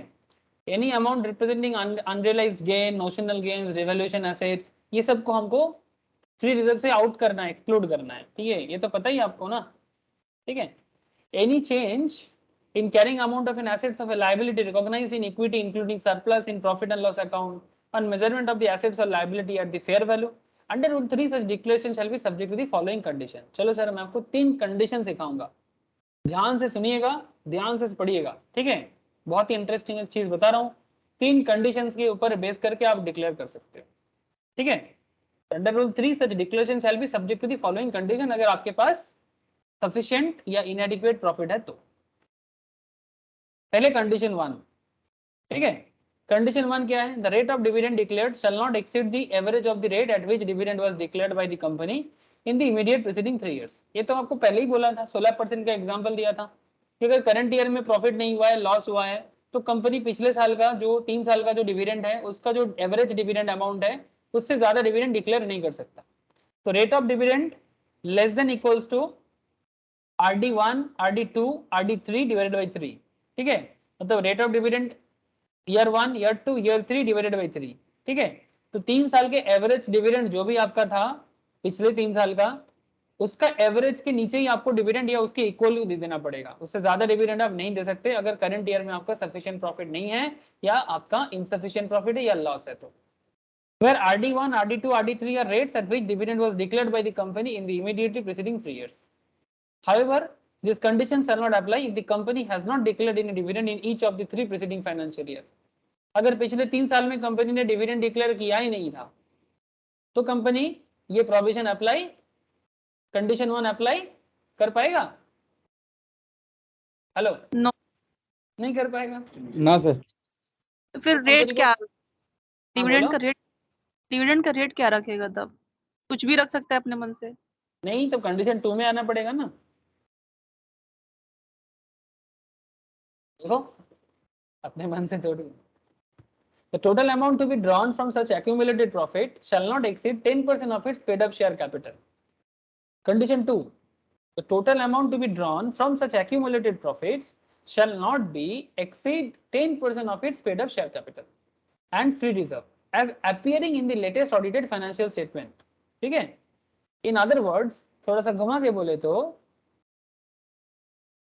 सिंपल वे में बोले तो ऐसे, total amount that can be drawn from accumulated profits dividend देने के लिए 10% of paid up share capital plus free reserve. Paid up share capital और फ्री रिजर्व का 10% से कम आपको करना पड़ेगा, equals less than equals to company का जो पेड अप शेयर कैपिटल रहेगा और जो फ्री रिजर्व रहेगा उसका 10%, ठीक है। तो आपका जो डिविडेंड विथड्रॉन का अमाउंट रहेगा एक्यूमुलेटेड प्रॉफिट से, वो अमाउंट इससे इक्वल या कम होना चाहिए, ज्यादा नहीं हो पाएगा, ठीक है। कंडीशन 2 समझ में आ गया? सर क्या बोल रहे? अरे बाबा, पेड अप शेयर कैपिटल मतलब जितना कंपनी के पास कैपिटल का मतलब शेयर होल्डर का पूरा पेमेंट है, ठीक है। पेड अप शेयर कैपिटल पर शेयर के हिसाब से कंपनी का जितना पेमेंट था मिलना था, कंपनी को सारा पेमेंट मिल चुका है। जैसे कंपनी जब आईपीओ इशू करता है या कंपनी जब एपीओ इशू करता है, ठीक है, तो कंपनी क्या लेता है? कंपनी शेयर होल्डर से पैसा लेता है ना, भाई कितना शेयर हाँ कितना सर। करके। जैसे जैसे एलआईसी का आप लोगों ने अगर शेयर किसी ने परचेस किया, तो किसी ने अगर ये रिसेंटली जो जूता कंपनी एक है फैशन वेयर का, ठीक है, एक डिलीवरी आ रहा है सर, डिलीवरी का मोस्ट प्रोबेबली हो गया है या होने वाला है, ठीक है। तो ये सब कंपनी आईपीओ लेके आया है, तो कंपनी में जितना कैपिटल का पेड अप हो जाएगा टोटल का, ऐसे आज के रेट में आईपीओ में सारा पेड अप हो जाता है, कुछ पेंडिंग नहीं रहता। पुराने जमाने में कंपनी का बहुत सारा पेंडिंग रहता था। अभी भी किसी किसी केस में जब कंपनी इंटरनल इशू करता है अपने एग्जिस्टिंग शेयर होल्डर को राइट इशू वगैरह के टाइम पे, तब कंपनी धीरे धीरे लेता है, ठीक है, कि भाई 10% करके पर शेयर का 500 शेयर, ठीक है, पहले 2% करके दे दो, फिर बाद में 3% दे देना, फिर 2% दे देना। अगर कुछ भी बाकी है तो वो पेड अप नहीं हुआ ना, वो कॉल्ड अप कहेंगे, ठीक है। पेड अप मतलब जो कंपनी के पास पेड हो चुका है कैपिटल का, तो paid up capital plus free reserve. समझ में आया? हाँ सर। उसका 10% और आपका amount that can be drawn from accumulated profit, इसका 10% से इक्वल या उससे नीचे, ज्यादा नहीं कर पाएंगे, और वही अमाउंट आप डिविडेंड के तौर पे डिक्लेयर कर सकते हैं। The amount so drawn shall first be utilized to set off those losses. सबसे पहले जो अमाउंट आप विथड्रॉल करोगे, पहले आप लॉस को सेट ऑफ करो incurred in the financial year in which dividend is declared and only thereafter any dividend in respect of equity share shall be declared. अगर आपका कंपनी का लॉस है, आपने जो पैसा विथड्रॉल करोगे शेयर कैपिटल और रिजर्व से, पहले लॉस को कंपेंसेट करो, लॉस कंपेंसेट करने के बाद जो बचेगा वो डिविडेंड के तौर पे डिक्लेयर करो। बात समझ में आया? मतलब आपको मन हुआ डिविडेंड देना है, ठीक है, paid up share capital free reserve का 10% अमाउंट आप विथड्रॉल कर लिए, ठीक है, किसी का 5 करोड़ का पेड अप कैपिटल था, से फॉर एग्जांपल 1 करोड़ का फ्री रिजर्व था, 6 करोड़ उसका 10%, 60 लाख, अब कुछ लॉस था, ठीक है, तो अगर 60 लाख का कंपनी ने विड्रॉल कर लिया, 60 लाख में से अगर मानो कि 10 लाख का कंपनी ने लॉस खाया था इस साल, या 40 लाख का लॉस खाया था, पहले 40 लाख का लॉस को सेट ऑफ करो, फिर जाके कंपनी के पास जो बचेगा वो कंपनी डिविडेंड के तौर पे डिक्लेयर कर सकता है, ठीक है। हाँ सर। पे आ जाते हैं, the balance of reserves after such withdrawal shall not fall below 15% of its paid up share capital as appearing in the latest audited financial statement। ऐसे पढ़ो सर, फ्री रिजर्व से माइनस करो अमाउंट ड्रॉन फॉर, ठीक है, greater than equals to 15% of the paid up share capital, 15% of the paid up share capital payment of dividend, ठीक है। It may be noted that all the above three conditions have to be satisfied। तीनों का तीनों condition satisfy होना जरूरी है, ठीक है, तभी जाके कंपनी इनसफिशिएंट प्रॉफिट में भी डिविडेंड दे सकता है। The condition prescribed by rule 3 are not applicable, मतलब condition 3 are not applicable to a government company in which the entire paid up capital is held by central government और by any state government और by central government and one और more of the state governments. ये notification 2015 में सरकार ने लाया कि free reserve से amount drawn for greater than equals to 15% of the paid up share capital payment of dividend के लिए यूज करने का ये जो कंडीशन 3 है ये गवर्नमेंट कंपनीज में लागू नहीं होता है, बाकी कंपनीज पे लागू हो सकता है, ठीक है। तो balance of the reserve after such withdrawn shall not fall below 15% of its paid up share capital, मतलब आप जितना विथड्रॉन करोगे वो आपका पेड अप कैपिटल का 15% से नीचे नहीं जाना चाहिए, ठीक है। कुछ एग्जांपल देखते हैं, आपको और क्लैरिटी हो जाएगा, लेकिन तीनों का तीनों कंडीशन फुलफिल करना पड़ेगा अगर आपका इनसफिशिएंट होता है तो। স্যার একটা কথা বলছিলাম, বলো।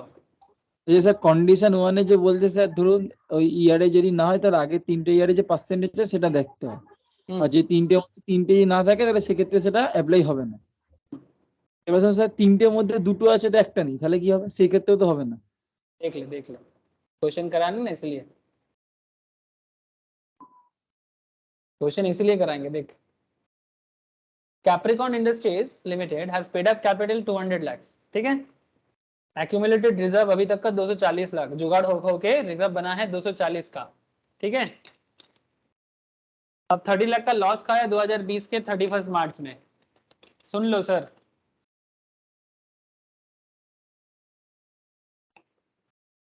कंपनी को 31 मार्च 2020 में लॉस हुआ है, कितने का?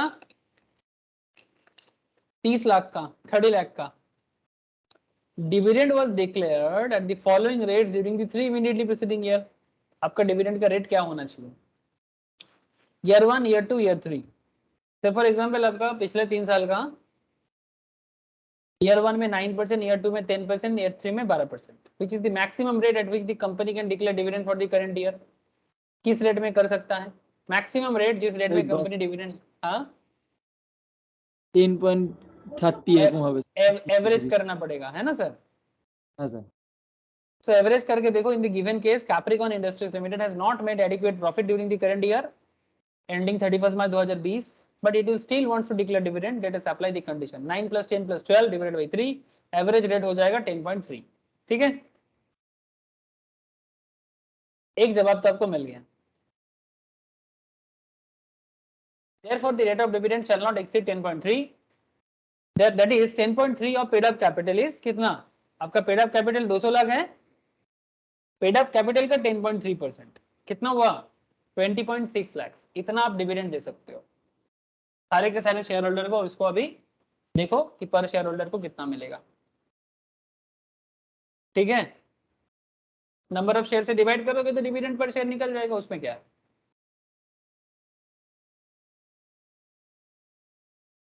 कंडीशन 2, कंडीशन 2 बता रहा था paid up capital plus free reserve. अब पेड अप कैपिटल है 200 का, फ्री रिजर्व है 240 का, assuming all reserves are free, ठीक है, तो 440 लाख हो जाएगा। 10% 44 लाख हो जाएगा। मान के चलते लॉस, अच्छा मान के नहीं, ये तो क्वेश्चन में ही गिवन था ना, 30 लाख का लॉस है, तो पहले सेटअप करो, माइनस हो गया सर, तो 44 से 30 चला गया तो कितना? 14 लाख। तो फिर कितना डिविडेंड दे सकते हो? 14 लाख सर। 14 लाख। ठीक है, क्वेश्चन 3 पे आ जाते हैं। एक्यूमुलेटेड रिजर्व आपका 240 लाख का है ना? Propose withdrawal declaration of dividend कितना हुआ कंडीशन 2 के हिसाब से? सर 14 लाख। 14 लाख। तो बैलेंस रिजर्व कितना बचा? अगर 240 से 14 चला जाएगा तो 226। Thank you sir. अब यहां पर देखना है, this is more than 15% of the paid up capital. अब 15% of the paid up capital कितना है? आपका पेड अप कैपिटल कैपिटल कितना सर? आपका पेड अप कैपिटल 200 लाख है ना सर? हाँ सर। तो 200 लाख का 15% कितना हो जाता है? 30। ठीक है, तो ये 30 लाख जो है, ठीक है, तो this is more than 15% of the paid up capital. तो पेड अप कैपिटल आपका 30 लाख का हो जाता है, मतलब 15% जो है 30 लाख का हो जाता है। तो फिर company can declare a dividend of rupees 14 lakh, that is eight a rate of 7% on his paid up capital. मतलब 200 लाख का 7% है बाबा।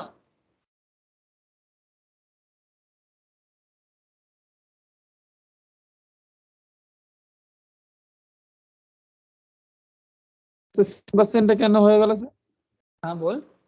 ওখানে স্যার 15% বলেছিল যে পেইড আপ শেয়ার ক্যাপিটাল আবার 15% হবে।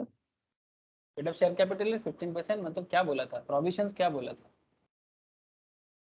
आपका बैलेंस रिजर्व 226 लाख का रहा, एक्यूमुलेटेड रिजर्व 240 का था, propose withdrawal declared of dividend 14 lakh का है। नाउ क्वेश्चन इज दैट ये जो अमाउंट है, प्रोविजंस को ध्यान से देख, कंडीशन 3 को, the balance of the reserve, balance of reserves after such withdrawal shall not fall below 15% of its paid up capital। Paid up capital के 15% के नीचे नहीं जाना चाहिए। तो क्या होना चाहिए फिर? As appearing in the latest audited financial statement, free reserve minus amount drawn for, ठीक है, ये जो अमाउंट होगा free reserve less amount drawn for, जो भी अमाउंट रहेगा वो 15% of paid up share capital से ज्यादा या इक्वल होना चाहिए। बात समझ में आया? तो आपका हाँ फ्री सर। रिजर्व कितना था? As per hour question free reserve कितना था? 240 मान लिए थे सर, सारा का सारा रिजर्व है 240, ठीक है। 240 से प्रोपोज विथड्रॉल कितना है? 14 लाख। हाँ सर। तो बैलेंस रिजर्व कितना है? 226 लाख। हाँ सर।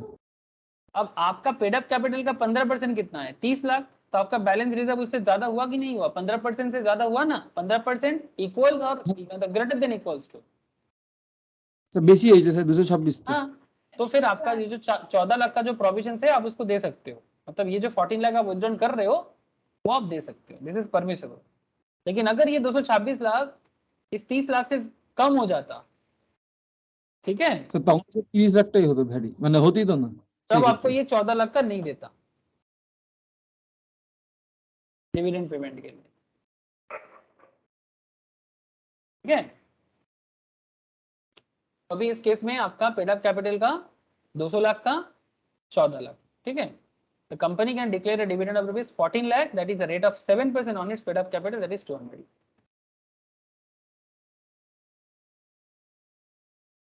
7%। 200 का 7% करो।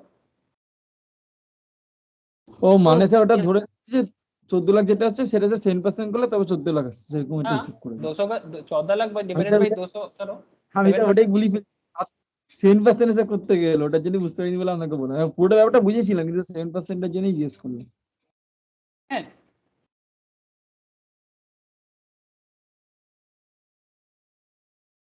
बोलो सर, समझ में आया प्रोविजंस और क्वेश्चंस? हाँ sir.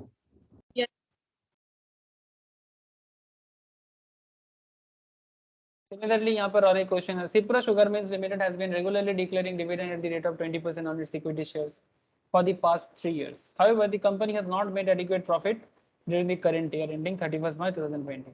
But it has got adequate free reserve which can be utilized for maintaining the rate of dividend at 20%. Advise the company as to how it should proceed in the matter if it wants to declare dividend at a rate of 20% for the year 1920 as per the provision of Companies Act 2013। ठीक है, The company can declare dividend out of its accumulated free reserve subject to satisfaction of the following conditions, है ना? The total amount of to be withdrawn from the free reserve shall not exceed 10% of its paid up share capital and free reserve as per the latest audited balance sheet statement. ठीक है, तो आपको पता ही है amount so drawn shall first B utilise, जो भी आप drawn करोगे पहले यूटिलाइज करना होगा लॉस के साथ, incurred in the current financial year, जो लॉस आपको मिला है उसको एडजस्ट करो and thereafter dividend at the rate 20% shall be declared. After such withdrawal from free reserve, the residual reserve shall not fall below 15%. आपका जो balance reserve रहेगा वो 15% ऑफ पेड अप कैपिटल नहीं होना चाहिए as per the latest audited financial statement. This company is advised to get a desired dividend recommended by the board of directors and propose the same for the approval of the member at the ensuing annual general meeting, as the authority to declare dividend lies on the members of the company. ठीक है, तो आपको इस तरह से इसका जवाब देना पड़ेगा. ठीक है, क्या ये कर सकता है, नहीं कर सकता है? প্রভিশনটাকে তুলে অ্যানসারটা করতে হবে যেরকম হয় एग्जैक्टली सर. ठीक है, कर पाएगा कि नहीं कर पाएगा, यही इसको बोलते हैं केस स्टडीज क्वेश्चन. मतलब केस स्टडीज, केस तो पता चल गया बट आपको बेसिकली प्रोविजन लिखना था.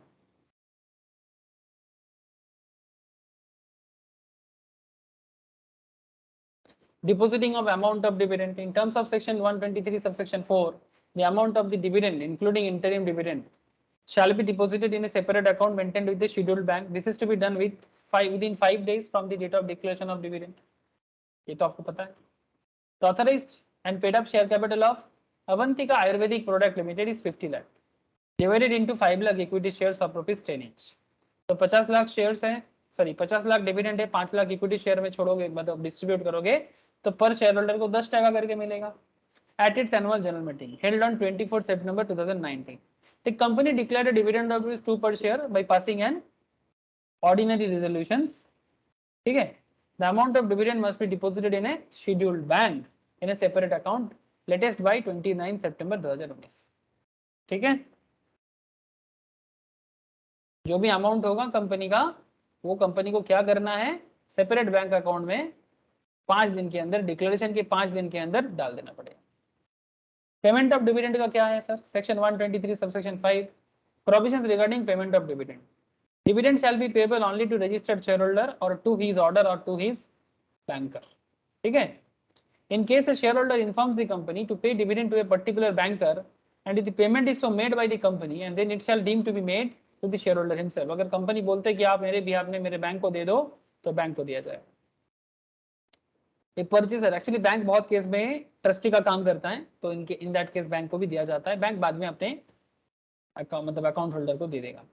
The purchaser of share whose name is not entered in the register of members cannot claim payment of dividend to him. जिनका नाम शेयर होल्डर लिस्ट में नहीं रहेगा, ठीक है, अगर आप कंपनी का शेयर होल्ड करोगे ना, आपको कंपनी का मतलब आपको कंपनी के शेयर होल्डिंग के पेज में चाहे आप एक भी शेयर होल्ड करते हो तो भी दिखेगा. ठीक है सर, अगर आप बीएससी से लेते हो, एनएससी में लेते हो, आपको सारा का सारा डिटेल्स दिख जाएगा. The purchaser of shares whose name is not entered in the register of members cannot claim payment of dividend to him, though he might have made full payment to the shares of shares. In this regard, we will later in this chapter see section 126, which provides for keeping of dividend etc. in abeyance pending registration of transfer of share. अगर किसी का कुछ pending रहा है, unless the registered holder has authorized the company to pay the dividend to the purchaser. ठीक है, ये आगे आगे कुछ सेक्शन है आपको बताते हैं. एबियंस मतलब कुछ पेंडिंग है, मतलब जो ऑथराइज्ड है वो क्लेम नहीं कर रहा है या फिर कुछ मिसिंग है सर. ठीक है, तो दैट इज कॉल्ड एबियंस. ठीक है, मैं आपको आगे बताता हूँ.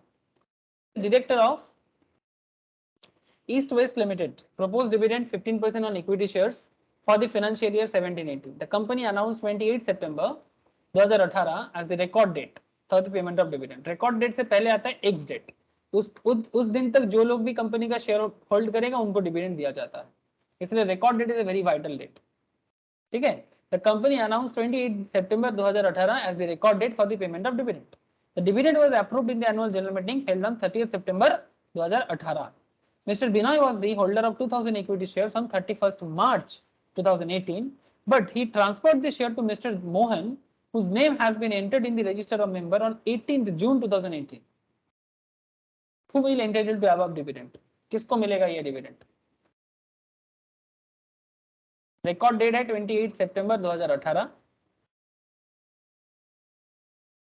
समझ में आया sir question? Director of East West Limited proposed dividend 15% on equity share for the financial year 17-18. The company announced 28 September 2018 as the record date for payment of dividend. The dividend was approved in the annual general meeting held on 30th September 2018. Mr. Binoy was the holder of 2,000 equity shares of 31st March 2018, but they transferred the share to Mr. Mohan, whose name has been entered in the register of member on 18 June 2018, who will be entitled the above dividend. So according to section 123, dividend shall be paid by a company only to registered shareholder of such shares. Record date is the date announced by the company for determining entitled to dividend. All those persons whose name is included in the register of members on that date shall be entitled to dividend. Record date में जिसका भी नाम रहेगा उनको dividend दिया जाएगा. In the instant case, मतलब हमारे इस केस में, the date announced by the company as record date, Mr. Mohan name is present in the register of members. Mr. Mohan का नाम 18 जून को मोहन का नाम रजिस्टर्ड में है ना, और कंपनी ने डिक्लेयर किया रिकॉर्ड डेट कब सर? 28 सितंबर. 28 सितंबर. हाँ तब तो होना चाहिए. हाँ सर. हाँ सर তাহলে তো হবে. बिनॉय को तो मिलेगा है ना, सॉरी मोहन को तो मिलेगा. Mr. Mohan name is present in the register of member, that is Mr. Binoy name is not present therein because Binoy ने मोहन को ट्रांसफर कर दिया था. Therefore the dividend should be paid to Mr. Mohan, who is the registered shareholder on the record date. ठीक है.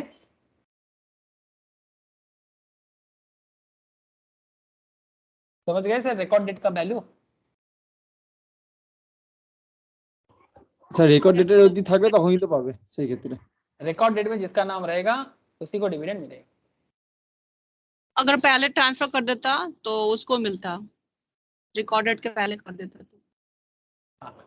ठीक है, मतलब रिकॉर्ड डेट में जिसका भी नाम अवेलेबल रहेगा उन्हीं को कंपनी डिविडेंड देगा. सिंपल बात.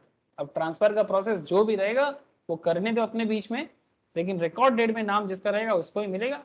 बाद में अगर कोई कुछ डिस्प्यूट रह जाते हैं, सेटलमेंट हो जाता है, तो वो सेटलमेंट किया जा सकता है अपने बीच में. तो कंपनी को सिंपल है भाई, जो रिकॉर्ड डेट में नाम जिसका रहेगा उसका.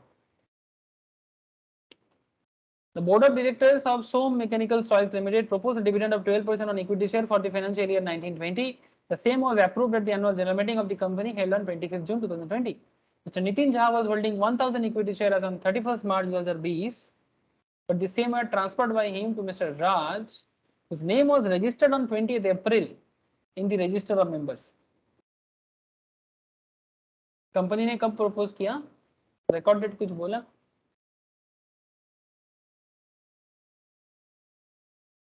अच्छा, प्रपोज किया. Approval of general meeting 25 June. Share hold कर रहा था 31 मार्च को, but the same are transfer to mister Raj, same name was registered on the 20th April in the register of members. State as to who will be entitled to the dividend declared by the company. So according to section 123 section 5, dividend shall be payable only to the registered shareholder of the shares or to his order or to his banker. Facts in the given case state that Mr. Nitin Jha, the holder of equity shares, transferred his share to Mr. Raj, whose name was registered on 20th April, है ना, उनका नाम 20th अप्रैल में है, और annual general meeting कब हो रहा है? 25 जून को. So since Mr. Raj became the registered shareholder before the declaration of the dividend of AGM, तो कंपनी का AGM बन रहा है 25 जून को, तो फिर राज को ही मिलेगा, बिकॉज राज तो पहले ही ले लिया ना, AGM से पहले ही उनको आ गया, तो उन्हीं को मिलेगा. ठीक है, समझ गए ना सर? सर एजीएम में तो फाइनल डिविडेंड डिक्लेयर किया जाता है. अब फाइनल डिविडेंड से पहले जिसका भी नाम शेयर होल्डर ट्रांसफर हो चुका है तो उसी को मिलेगा.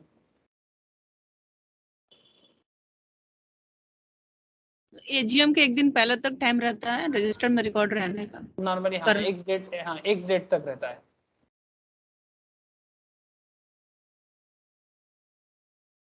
ठीक है, एक नोट देखो sir. In terms of section 51, a company may if so authorised by its article pay dividend in proportion to the amount paid up on each share. Suppose some of the shareholders have paid only ₹5 on each share held by them. In case the declaration of dividend at the rate of 5 per share, the company, if authorized by article, shall be justified in paying dividend of ₹2.50 per share in respect of such partly paid shares. Normally sir partly paid share पे dividend नहीं होता, पर फिर भी अगर company अपने articles में बता के रखता है कि पार्टली पेड शेयर्स में भी डिविडेंड दिया जा सकता है, तो 10 का फेस वैल्यू में अगर 5 का पेड है तो 5 के बेसिस में भी डिविडेंड दिया जा सकता है। अगर इसके लिए आर्टिकल को पहले से बताना पड़ेगा, ठीक है। अगर आर्टिकल ऑफ एसोसिएशन इसको पहले से अप्रूव नहीं रखेगा, ऑथराइज नहीं करेगा तो नहीं होगा, ठीक है। ये है इंपॉर्टेंट कुछ बातें। Dividends are payable in cash and not in kind. Dividends that are payable to the shareholder in cash may also be paid in by check or dividend warrant or through by any electronic, ठीक है, याद रखिएगा। Section 127 requires that declared dividend must be paid to the entitled shareholder within the prescribed time limit of the 30 days from the date of declaration of dividend. In case dividend is paid by issuing dividend warrants, such warrant must be posted at the registered address। मतलब एक warrant दे दिया जाता है कि भाई ये कागज लेके आ जाना और डिविडेंड लेके चले जाना within the prescribed time, जिसको डिविडेंड वारंट भी कहा जा सकता है। Once posted, it is immaterial whether the same are received within 30 days by the shareholder or not। मतलब जब पोस्ट किया जाएगा 30 दिन के अंदर अगर पोस्ट हो जाता है तो अगर बाद में भी मिलता है तो प्रॉब्लम नहीं है, ठीक है। शेयर वारंट के बारे में बोला जा रहा है, ठीक है। नॉर्मली शेयर का जो डिविडेंड है वो कैश में, वारंट में या चेक में दिया जाता है। आजकल डायरेक्ट अकाउंट में भी ट्रांसफर हो जाता है। Dividend shall be paid only in cash. The exception to this is the capitalization of the profit or reserve of the company for the purpose of issuing fully paid up bonus shares or paying up any amount for the time being in unpaid or any shares held by the members of the, ठीक है। अच्छा, तो ये कुछ बातें मैंने बोल दिया आपको।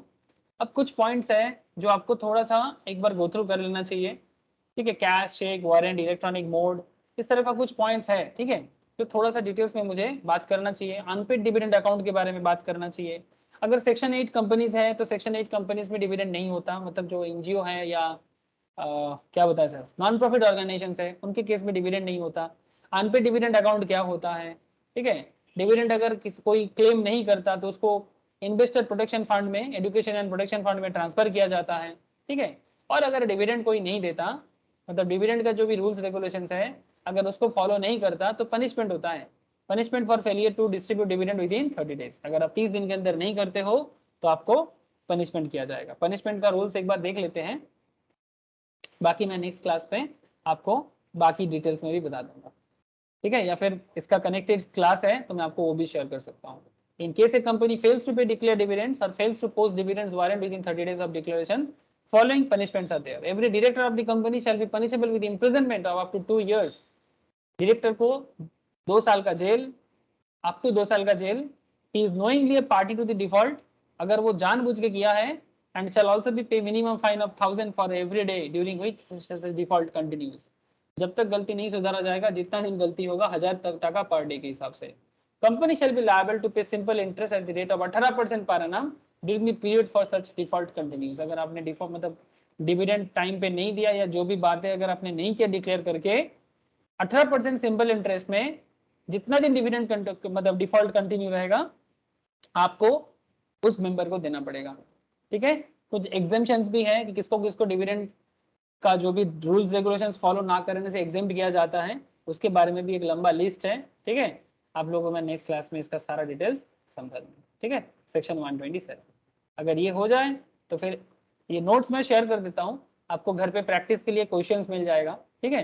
तो मस्ट गो थ्रू सर, यहाँ पर काफी सारा क्वेश्चंस है with case studies questions and with answers, तो आप लोग मस्ट गो थ्रू करना। काफी अच्छे से अगर पढ़ोगे तो बहुत अच्छे से आपका प्रिपेयर भी हो जाएगा, ठीक है। Thank you sir. नील, इनकी, संपद, क्लियर हुआ बात, बोलो। हाँ सर। ठीक है सर, आज इतना ही है। Yes sir. तो लास्ट का कुछ 15 मिनट मुझे सुनाई नहीं दिया।